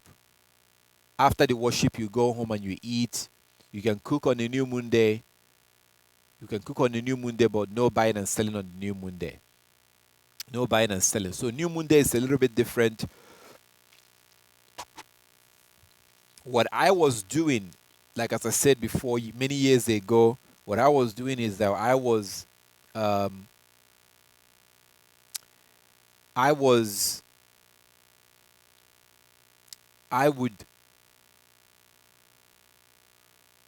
stay home on the Sabbath, which was good, but I will also do that on the new moon day and the 2 days new moon day. So, but you can cook on the new moon. You can cook on the new moon. Can you go out there and go start buying stuff on the new moon? No, we're not supposed to. We're supposed to. You can get as much stuff as you need and prepare them. On the Sabbath day, we're not supposed to cook, but on the new moon day, we are also supposed to worship. And after worshiping on the new moon day, we will then go on to prepare the things that you need to prepare, which makes sense because if you're not able to cook on the Sabbath and you are only eating what you cooked yesterday, let's say today is the Sabbath. I'm talking about at the end of the month. At the end of the month, let's assume that today is the Sabbath. So you're eating the things that you cooked yesterday. Tomorrow is a new moon day. It will be very difficult if you are not allowed to cook tomorrow. So there's no law that says that we shouldn't cook tomorrow. We can cook tomorrow being a new moon day. I'm giving you an example. So new moon day you can cook, you can prepare your food after the worship on the new moon day. We can do that. So this is how we're supposed to observe the Sabbath day. No buying and selling, no lighting of fire, no traveling, no making plans for business. That's just one day out of the week that you're told to just relax and rest and just chill out and eat and drink and praise and worship your God. There's nothing difficult about this. There's nothing difficult for those that truly love their God, those that truly want to worship Him with all their heart and with all their soul. They will never see anything wrong with this. There's nothing wrong with this. There's nothing wrong with being told not to go anywhere, to just stay home and rest. What's so difficult about that? So that's how you observe the Sabbath. I encourage you to look at Jubilees chapter 50. Jubilees chapter 50. Read the book of Jubilees chapter 50 and all the other places that we looked at. What I'm going to do is that I'm going to get off. We're going to close this this study right now, and then I will come back on again for those that do have questions.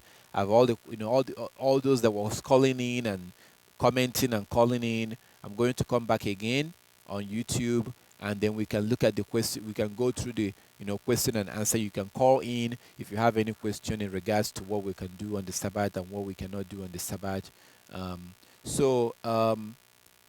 Another thing, very important thing that I have to also add is that on the Sabbath day, if you are unclean as a woman, if you are on your period, do not join any worship on the Sabbath day.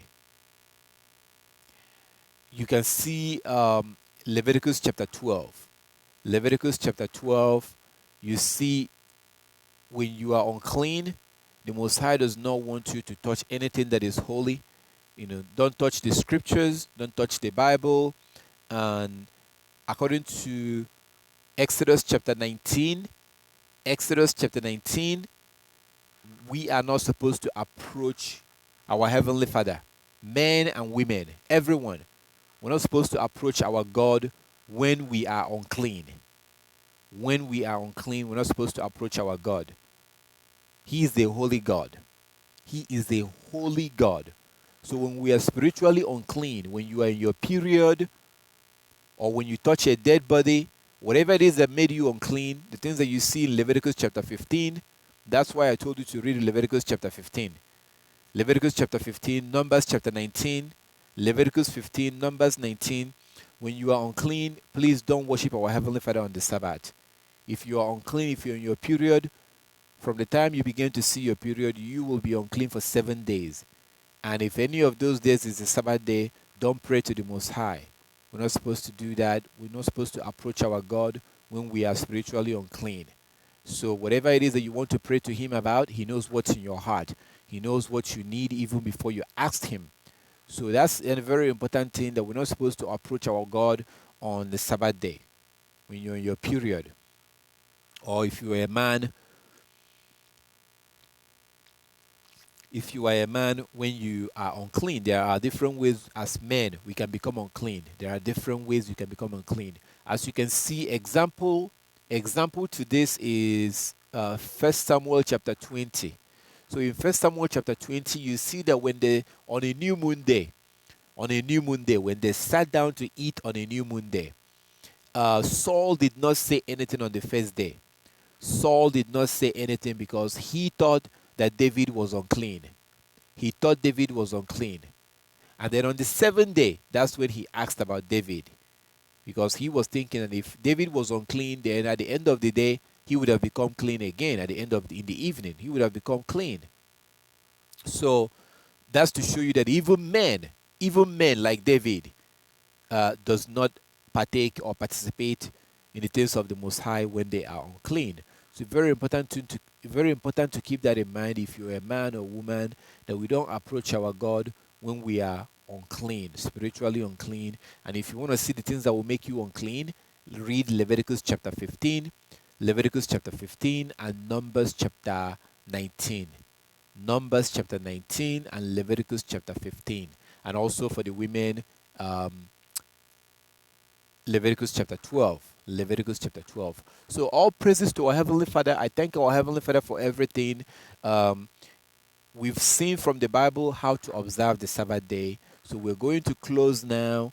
I will then come back to YouTube and I will be able to take phone calls for those that have questions, not just about the Sabbath, but also for other issues. Whatever it is that you have question, we can look at the Bible and see what the Bible says about that. So if you're watching this on a video and you do have any question, feel free to contact me or try to come back here on a Tuesday. I'm going to be live on YouTube every Tuesday, Yah's willing, every Tuesday. Can't really give you the time right now because it depends on where you are. We're in different parts of the world right now. So all praises to our Heavenly Father. I'm going to close up the broadcast and then we will come back. I will come back again. You can check back. I'm going to come back. I'm going to log out and I will come back on, or you probably get a notification by YouTube that I'm back on, and then you can call in at that time. But I'm not gonna come in right away, right immediately. So you can take a break, you can go use the bathroom, you can do whatever you need to do. I'm not gonna come back right away, but I will come back. Hopefully, YouTube will notify you as soon as I come back. So in that way, you can call in if you do have any questions. So all glory to our Heavenly Father, as we've just gone through how to keep the Sabbath according to the scriptures. And the Sabbath is not on Saturday. It's not on Saturday. It's not on Sunday. The Sabbath day is regulated by the moon. The true biblical Sabbath is regulated by the moon. It is not on Saturday. It is not on Sunday. So if you need more information about that, if you're watching this on the video, look below the video. Look below and you will see a link that will give you information as to when the Sabbath day is for this month. If you're watching this on a video, if you're watching it live, you're not going to be able to see that link. But if you're watching this on a video right now, look under this video. By now I must have posted a link that you can click on that will give you more information, how to calculate the lunar Sabbath and how to when the Sabbath days are found in this month that we're in right now. So I thank our Heavenly Father for everything, and I will come back on again for the question and answer for those that do have questions that are sending the messages or calling in. So all praises to Yah. Thank you for participating, and I pray that Yah will give you the strength. I pray that you will be able to observe the Sabbath day the way that He really wants us to observe it.